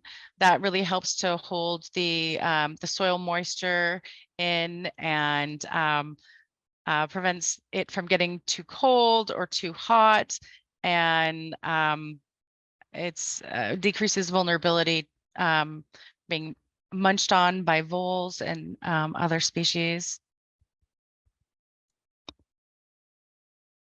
So again, the benefits of using reslope and revegetate are that it protects the bluff from erosion. It is very aesthetically pleasing. It looks like a very natural shoreline environment, and it provides great habitat. Again, the limitations are that it's not appropriate for higher elevation bluffs, and it requires space for that regrading to occur.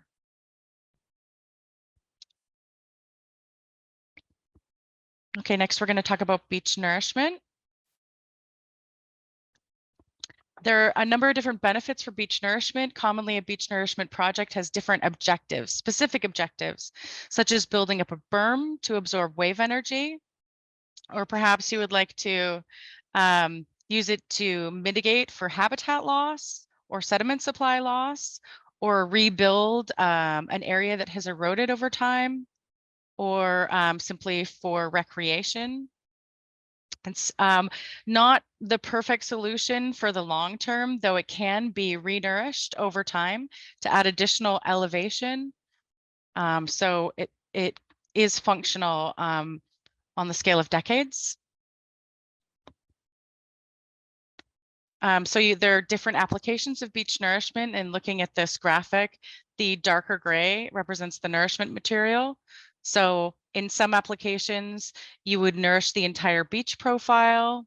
In others, if you're just focused on rebuilding a storm berm to absorb wave energy and curb flooding, you may just be adding elevation to the berm and perhaps vegetation also, or to compensate for lost sediment supply or habitat, like those intertidal spawning habitats that I've described earlier, and it's just waterward of the armor.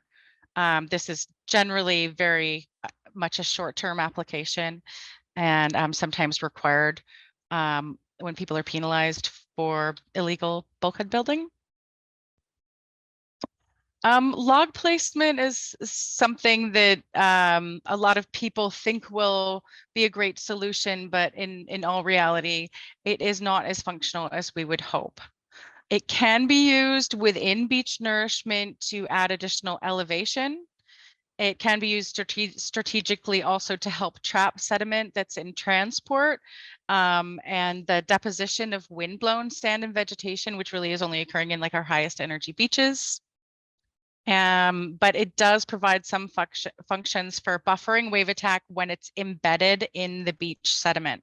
It can actually be a source of danger or battering of the toe of the slope in areas where people tend to kind of like raft together a lot of driftwood at the toe of a bluff. It can, that rafted driftwood can actually continually pound at the toe of the bluff, leading to additional toe erosion and bluff undercutting and destabilizing of the slope.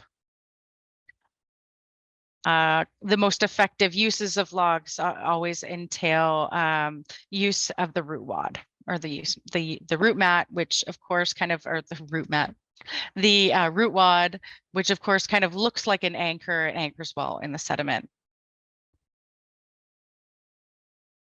So fortification really refers to using shoreline armor, which we generally discourage.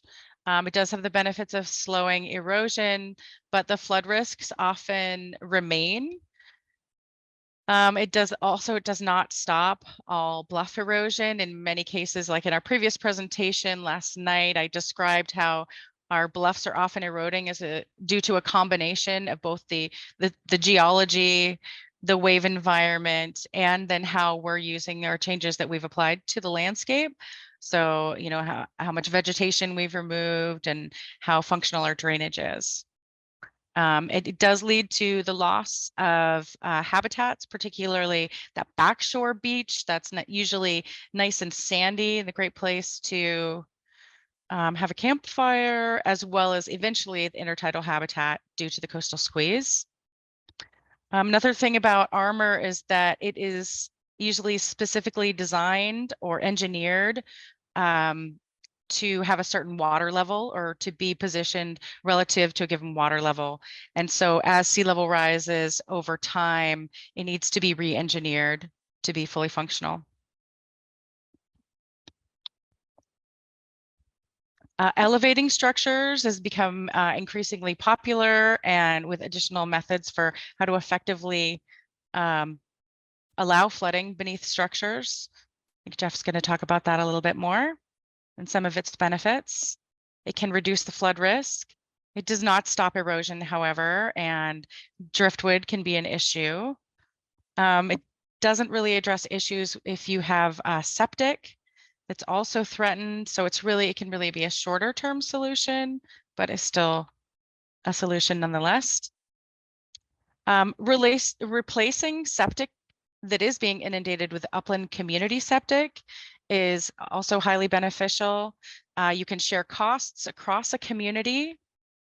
There are supporting loan programs that have been in development, and this can also mitigate for water quality impacts associated with flooded septics. One key is that it requires adequate upland area for relocation. And then relocating structures away from the bluff crest is one of the most, I guess, fruitful investments because it provides a long-term solution to the bluff recession that is going to continue over time. And Jeff is going to talk about this a lot more. It is often cheaper than engineered approaches, and it's definitely most effective for highly vulnerable structures. It does require adequate upland area for relocation. So we have this toolbox. I've described each of these that you see today. It's not grayed out, at least touched on each of them. So we'd love to hear from you before we dive into our Q&A on what you think may be a viable adaptation option for your property, or what you might consider in this list. So you're going to get to learn a lot of interesting facts about house moving, and specifically, I like to go a little bit into what it all is, because a lot of people don't realize that it can happen, that it is something that is done very frequently. In fact, I can say that since Nickel Brothers, the company that I work for, was founded back in 1956 to today, we've counted recently that we've moved or lifted over 10,000 homes, which is roughly the equivalent of the entire town of Anacortes, Washington. So that gives you some idea of scale of how much it is done. So I want to go into a little background into why house moving is a good thing, and then we'll be specific to the shore-friendly aspect when it comes to houses on bluffs and houses that are at sea level and in danger of being flooded in future flood events. But I think you'll find it very fascinating about how green the practice of structural moving is. This house you see on this picture is actually one that we moved on Bainbridge Island, and you can see that it's quite spectacular. We had to counterbalance it because the chimney is a huge concrete chimney, and so we have one side of the house basically acting like a counterweight hanging off the side of the barge, and that's the city of Seattle in the background. So demolition is occurring in our neighborhoods at an alarming rate.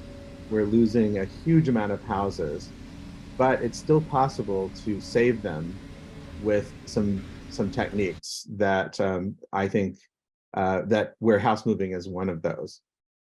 In times of building booms, and even just on average, as much as 20 to 40% of our landfill space is made up of C&D debris, which is construction and demolition debris. That number can spike to even higher numbers. I remember one time about a decade ago when there was a huge building boom and the economy was recovering, and in certain areas like in Oregon, it was as high as 60% of our landfill space. But there's an alternative, and that is a lot of these homes can be moved. as well as homes that are threatened by these erosion issues and sea level rise issues, they can also be saved. If a house is moved, like what we do for our proactive saving of houses, we happen to be in a very lucky place, because all throughout the protected waterways of the Puget Sound, and even up around the San Juan Islands, the Gulf Islands, into Vancouver, BC, and Vancouver Island, it's possible for homes to be barged all around those areas. And that's one of the key things that Nickel Brothers does. So I'd like to talk about the carbon accounting benefits of moving a house instead of tearing it down. This was a case study that I did for the city of Seattle back in 2008. And this house, which is a beautiful craftsman home in the Fremont neighborhood, represented about 85 tons of waste that were diverted from the landfill. A large part of the weight, of course, was the foundation, 49 tons. But in terms of what really matters in many ways the most, the wood waste was also something that was addressed, because those 76 trees that were used to build this house, which, by the way, were old growth Douglas fir, basically furniture grade trees, were basically a non-renewable resource. I've come to realize recently that we have a non-renewable resource in all of our homes, because those homes were typically, especially if they're 30 or 50 years or more in age, were the first growth wood. That was what was harvested in our region and was a plentiful resource at that time for building our built environment. So this 1,600 square foot home is about 70 trees worth of lumber. The average new house is now actually over 2,500 square feet. I think it's up to about 2,650 or 2,700 square feet on average. And that represents at least another 110 trees worth of lumber. So if you were to move or save one house by moving it, you are basically saving close to just under 200 trees from having to be sacrificed. Those trees represent about 125 years, even just 70 trees, represents about 125 years of your share of your lifetime of recycling paper. So that means you could go down I-5 and throw McDonald's wrappers out of your windows for the rest of your life, and you'd still be way ahead of the game. I'm joking, of course. The remaining debris, such as ducts, wiring, carpet, plaster, and even some of the less desirable things like the glues and laminates and things like that, are all kept out of the landfill as well. And then, of course, concrete is regularly recycled and made into new concrete. So in addition to just the wood waste, there's also a lot of carbon impact from tearing a house down. There's the original cutting of the trees and transporting of the lumber that it took to build the houses in the first place. And there's a significant amount of carbon impact in demolishing and transporting the waste. When waste is created from demolishing a house, it's not good waste by any stretch of the imagination. Many of us have heard that we're required now to recycle a lot more of the waste that comes from the houses. But I really bristle at when people say that the wood is being recycled. I feel that I think that's kind of a lie, to be honest, because the wood does get reused, but not how we would like it to be. A large percentage of it, as much as 30 or 40%, is chipped up and used as landfill cover, which in and of itself is not terrible, but it is kind of a lower use. But the worst use, and I don't know the exact percentage, but I know it's fairly high, at least 15 or 20%, I would estimate, is also chipped up, and it's used as something called hog fuel. Hog fuel is basically cheap fuel for paper plants and other industrial situations to burn in order to heat up their processes. And that is basically taking what I call sequestered carbon, which is held in our houses for typically 100 years or more, and it's spewing it into the atmosphere for us and our children to breathe as dirty carbon. So we are not recycling the wood from the houses that we tear down. There are additional factors when you're building a new house. Not only are you having to cut new lumber to build, but there's an estimated 20% of overcut waste by buying dimensional lumber and having to cut it to size. And that goes into a landfill or is chipped up as well. Plus, there's all the pollution from the trucks that are used to work on these jobs, the impact of the newly manufactured items such as kitchen cabinets, flooring, finishes, etc. And there's also what I would call the intangible items or the embodied energy that it took to build the original house. We are losing craftsmanship that is simply not done anymore and not even taught anymore. We typically will create pseudo craftsmen or modern Victorian revivals or things like that that are done in a style, but they are not using the original craftsmanship that was taught through journeymanships and things like that. So we're losing all that beautiful wood that's been carved, milled, basically built to last, and that's all being lost.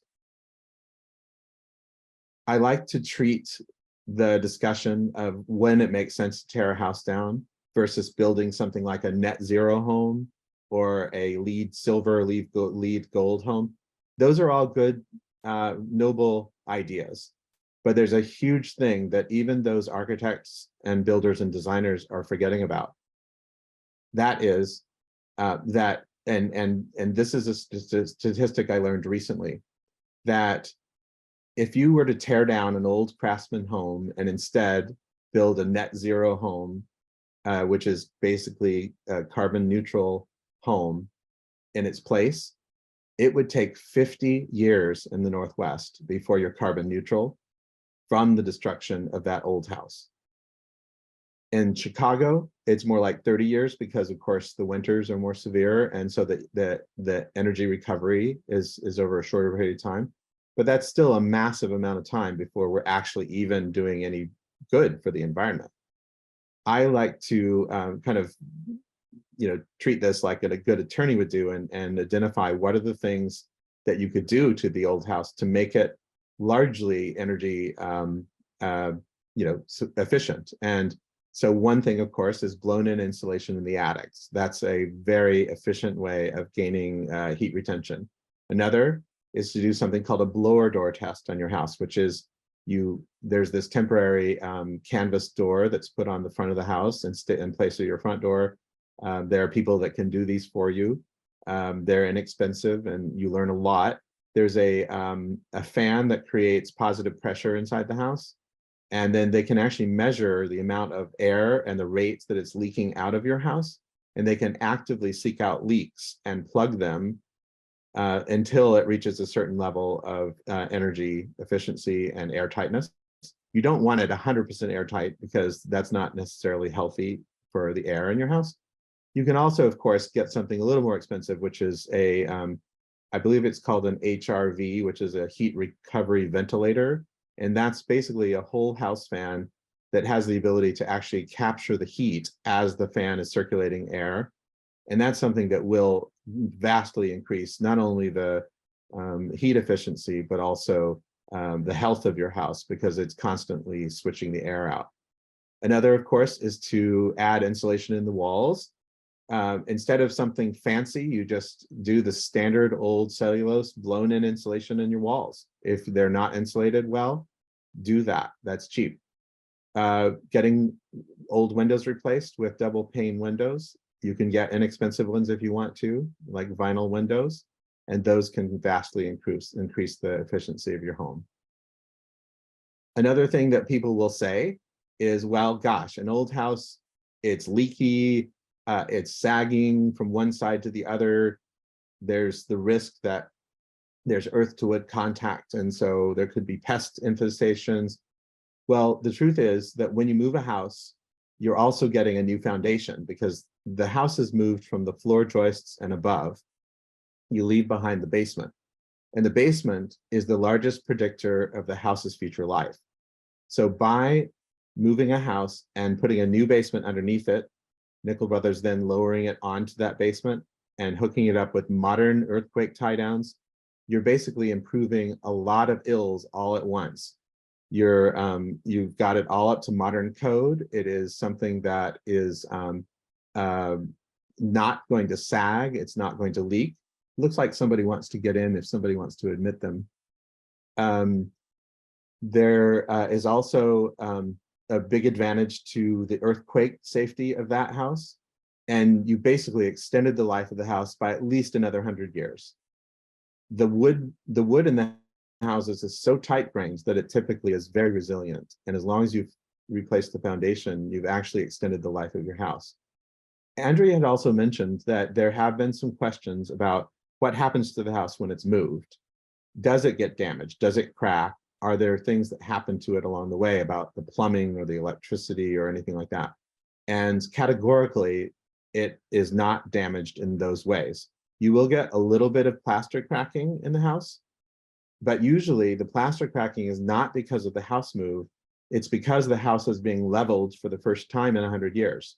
So once we put our beams underneath and we use something called a unified hydraulic jacking system to jack the house up, then we are making it more level than it's been probably for half its life.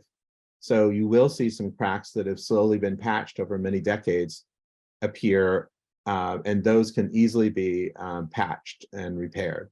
But you won't see things like tiles cracking or falling off the wall. You won't see glass breaking, things like that. So what is the calculated carbon impact of a moved house? It depends on a number of factors. Each house is going to be a different formula, but in general, you can figure that you are saving a significant amount of carbon impact based on some of the examples that I've given you before. So you can rest assured that it is the single biggest thing that you'll be able to recycle in your life, one house.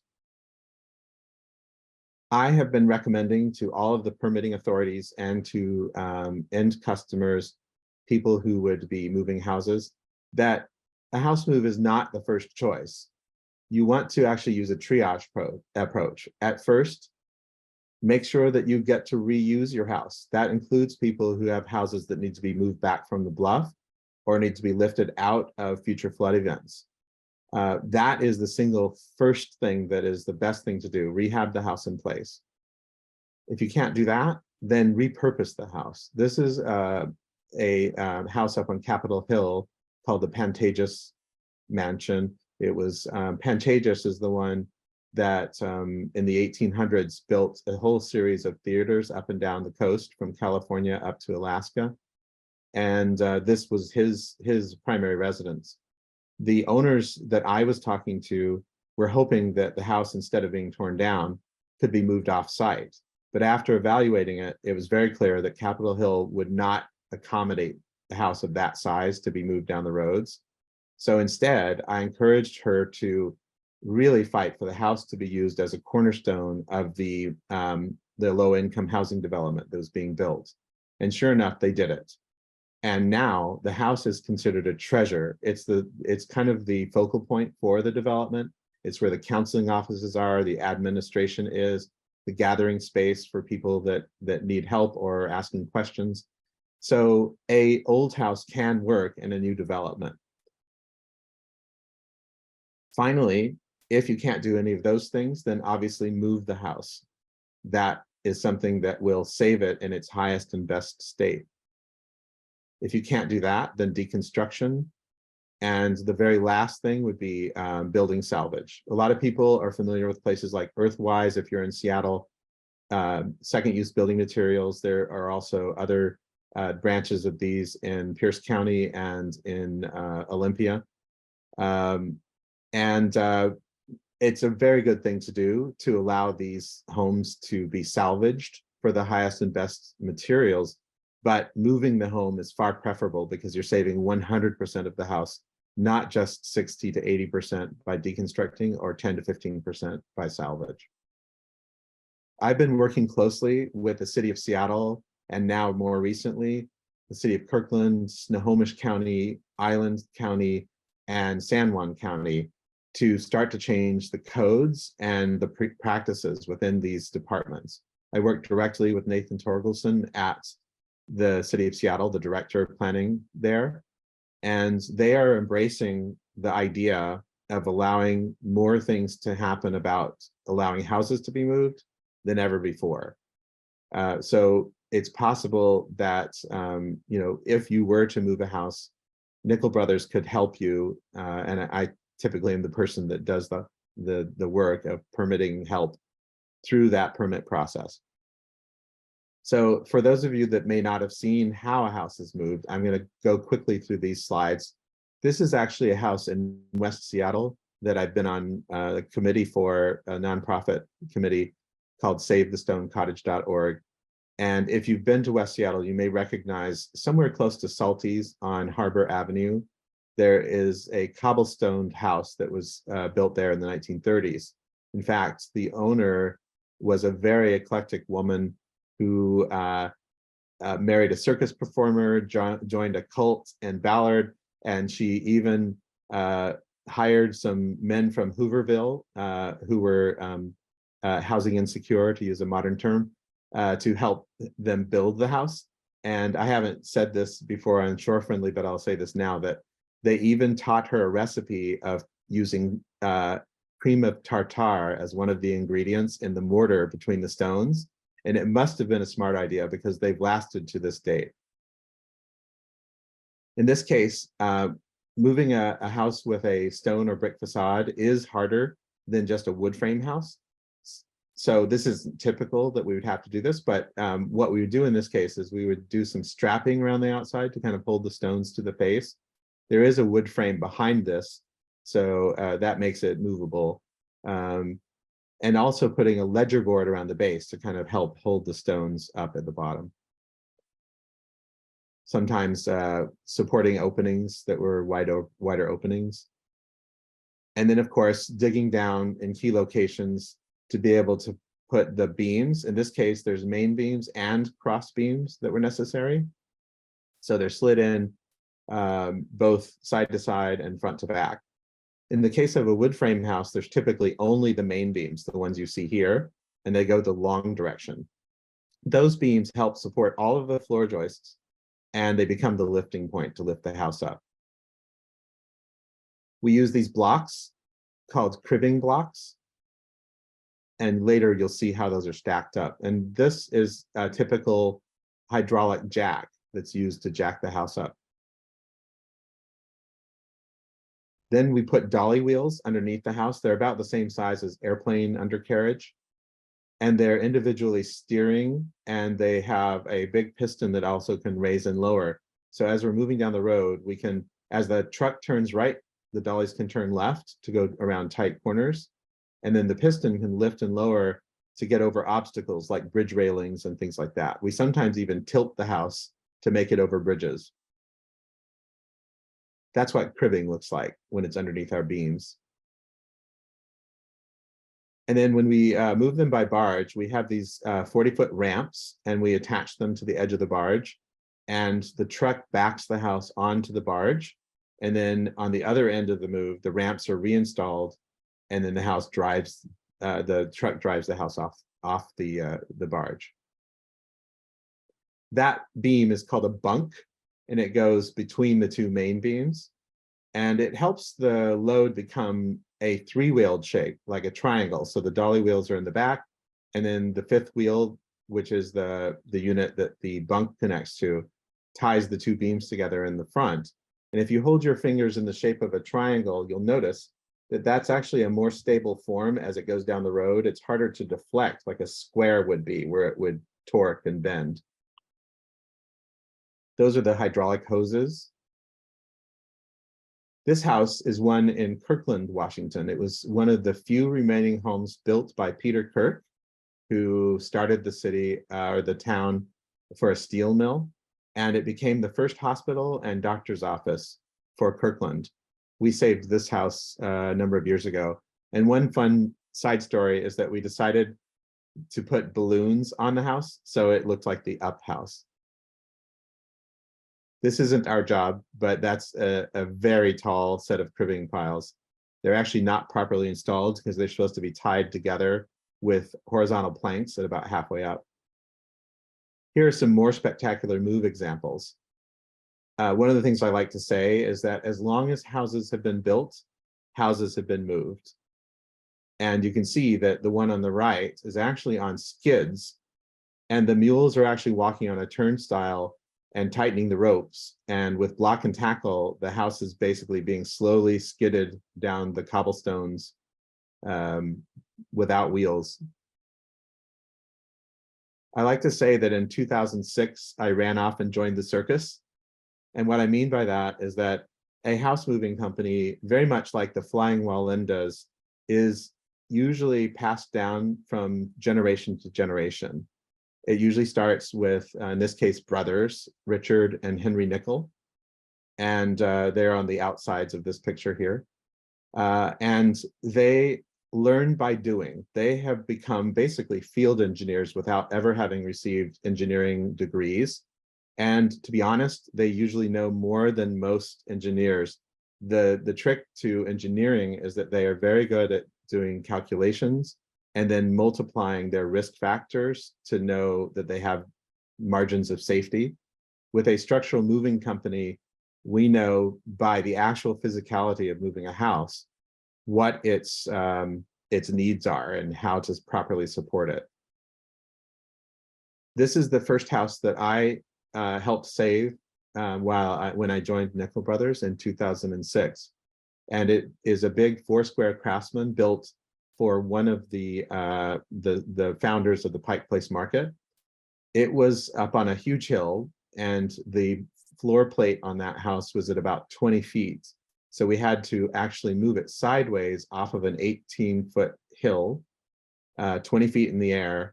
And you can see that there are the yellow beams, which are the main beams, but there are these brown beams that are cross beams, and those are called skating beams.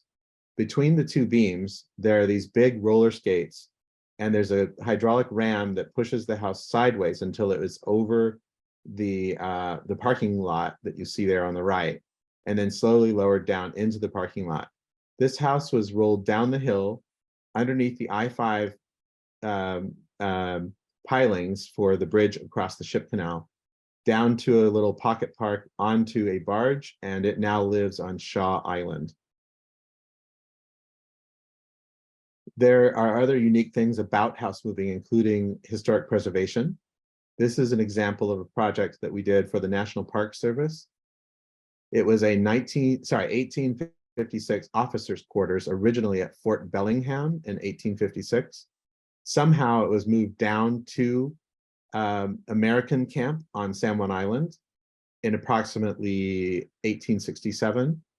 And then eventually around 1875, it was moved to downtown Friday Harbor, where it sat until we moved it again in 2010. And our job for the National Park Service was to move it back to where it was at American Camp. So this building has been moved 3 times, and it is considered a National Register of Historic Places, part of the interpretive center at American Camp. Now you get to see a video. This is a 2-minute video. Hopefully we will not crash here. We'll get out the other end of this. This shows another historic building. This one was in Everett, Washington, and it stayed within Everett. It was originally at the Weyerhaeuser paper mill down on the water in Riverside Business Park, which is where Amazon is now. And it was moved down to the Everett harbor, where it sat for many years. And so it was moved, actually it was first moved to near the port of Everett, then it was moved to near Anthony's in the Everett marina area. And then we moved it a 3rd time in, what year is this? It's hidden by my stuff here. I guess we'll see it in a second. So you'll see this historic building move.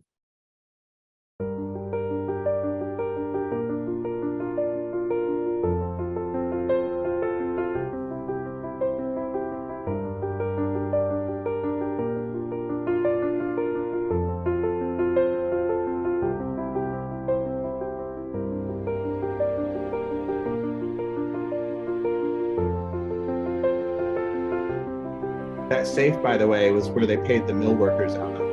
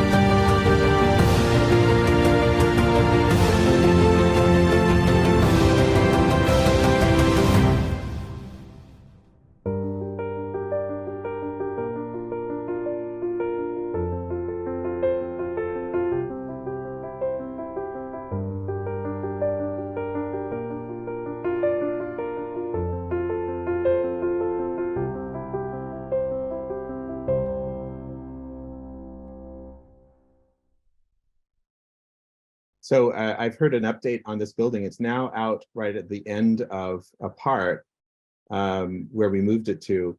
And for a long time, it was just going to be used for outside, historic preservation and interpretation. But apparently, just recently, they completed a beautiful whiskey bar that is in this building. So I encourage I have not been to it yet, but I encourage anybody who's curious to go visit this at the Everett, at the Port of Everett. I'm very curious to know what it's like. There is another video after this one, which I'm not going to show. And this is probably the greatest chance that the crash will happen. So if I disappear for a few minutes, then I'm going to ask one of my colleagues to step in with some other questions. But let's hold everybody cross their fingers that I get past this. Okay, we made it. All right, so in addition to the historic preservation aspect, there's also opportunities for affordable housing. And this is an extreme example where we worked with the San Juan Preservation Trust. You can see some of the barges on the left where we were moving sometimes 2 or even 3 houses on a barge for them, which was a very efficient way for them to get affordable housing. And the development you see on the right is one that involves, I believe, around 8 or 10 houses in one development. And you can see from some of these pictures that it's just a beautiful little community now. All the houses are lived in and loved and starting to get gardens, and there are kids playing in the central courtyard. So it's something that I always believe in. When you are saving an old house, you're saving its soul. An old house has earned a soul. If you build something that's like a craftsman revival or something like that, then it can earn a soul, but it takes many, many years to do so. And just a shameless plug here, anybody that's interested, you can actually go to our website, which I'll paste into the chat at the end, nickelbros.com, nickelbros.com. And you can actually buy a house from us online. We have usually about 5 pages of houses available of all sizes and shapes. And it's roughly half the cost of building. So in this crazy building environment we're in, where to build a house, especially on an island property, is easily $800,000 or more, you can get a moved house for somewhere around $250,000 to $300,000 delivered with the foundation built and so on. For us to deliver it, it's probably around $150,000, including the barging. In terms of the shore-friendly side of things, obviously moving a house back from a bluff is a key way to keep this wonderful built house, which is a precious resource, from having to be replaced. And this is a situation that I know some of you may be in, and we've seen it many times. In fact, on the lower right corner, you can see that picture of the really big pole barn style house. That is a beautiful house on the inside, and it's huge. It's over, I think, 70 feet long, and we moved it back from the bluff. The bluff had eroded away within about 30 feet of the house, and even while we were under contract and ready to move it, it fell away another 7 feet. So it was very close to being lost, and we moved it back 100 feet from the bluff on the property. What I'm going to mention here is, for the very last optional question session after my Q&A with Kelly, I would love a few examples of people that are dealing with bluff situations and a few examples of people that are dealing with sea level issues, and write your situation as an example, like a little story, into the chat. And we're going to pick 2 or 3 of them as examples to talk about in Kelly's section at the very end. So please think about it. Don't be shy. We'll pick at least 2 or 3 of them to talk about, and then I'll be able to help Kelly answer specific questions about the costs, about the procedures, about what's possible, etc. But here are some questions to prompt you with. What are the considerations for whether a shoreline house can be relocated on the site? You'd want to check what your permit required setbacks are. It is true that moving it back closer to the road from the bluff will have a maximum distance you can move it toward that road. Usually it's within 20 feet of a road, but that's not always exactly the limit. It depends on which jurisdiction. And usually there's at least a 5-foot setback on the side yards, but sometimes that's 10 feet and sometimes it's 15 feet. So check your codes.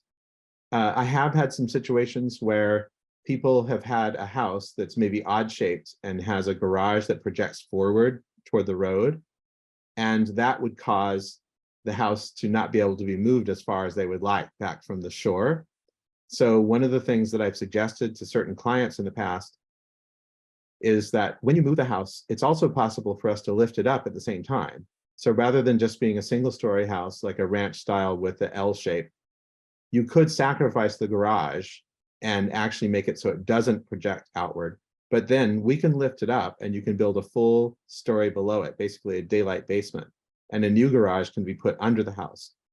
It's actually quite an economically viable thing because you've basically doubled your square footage and maybe lost a little bit because of the garage being under, but you've gained equity by doing that. So you're actually ahead with more square footage by lifting the house up and putting a whole story underneath. When is it too soon or too late? Obviously, anytime we have the progression of weather changes, storm surges, erosion of a bluff, it could be too late or worrisome at any given point, but it also is something that you have certain factors that make it hard, like the economics of it and so on. But if it's never too late to get a quote. So one of the things that I hope comes out of this is that you guys will contact us. I'll paste all my contact information into the chat and have me come out, and for a free evaluation, I can tell you what it would cost. How much room is needed? We've talked about that a little bit. Yes, generally a geotech assessment is needed first. When is it possible to raise the elevation? Anytime. That's something that is actually less expensive even than moving a house on site. And in general, what does it cost to move a house on site? Obviously, it depends on the shape of the house, how wide, how heavy, how tall, whether it's a simple rectangle versus, several bump outs. But you could expect that a house raise is probably going to be somewhere in the $25,000 to $45,000 range, and a house move on site is probably in the $40,000 to $70,000 or more, depending on the size of the house. The house that you saw, that was that very, very large, heavy house, that was more like $120,000 site move, but that was a very exceptional house.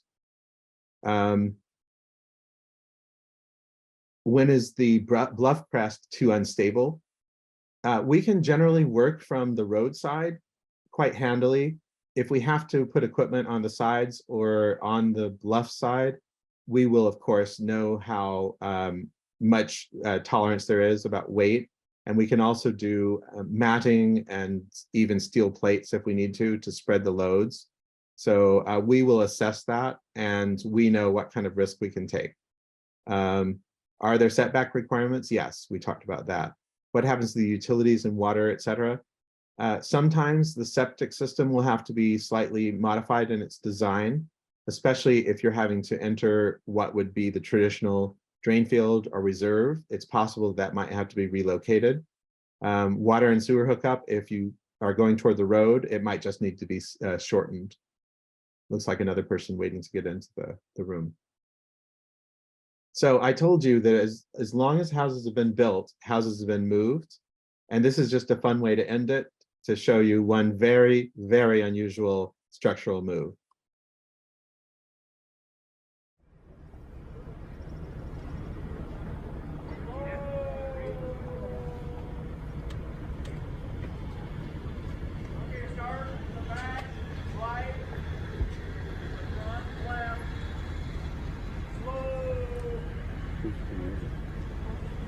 And this works really well in person because I often poll the audience. I don't know how many people are under this, but I usually ask for opinions.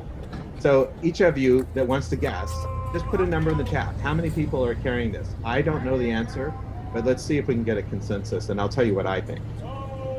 He's catching all the lights. Take a guess. How many people?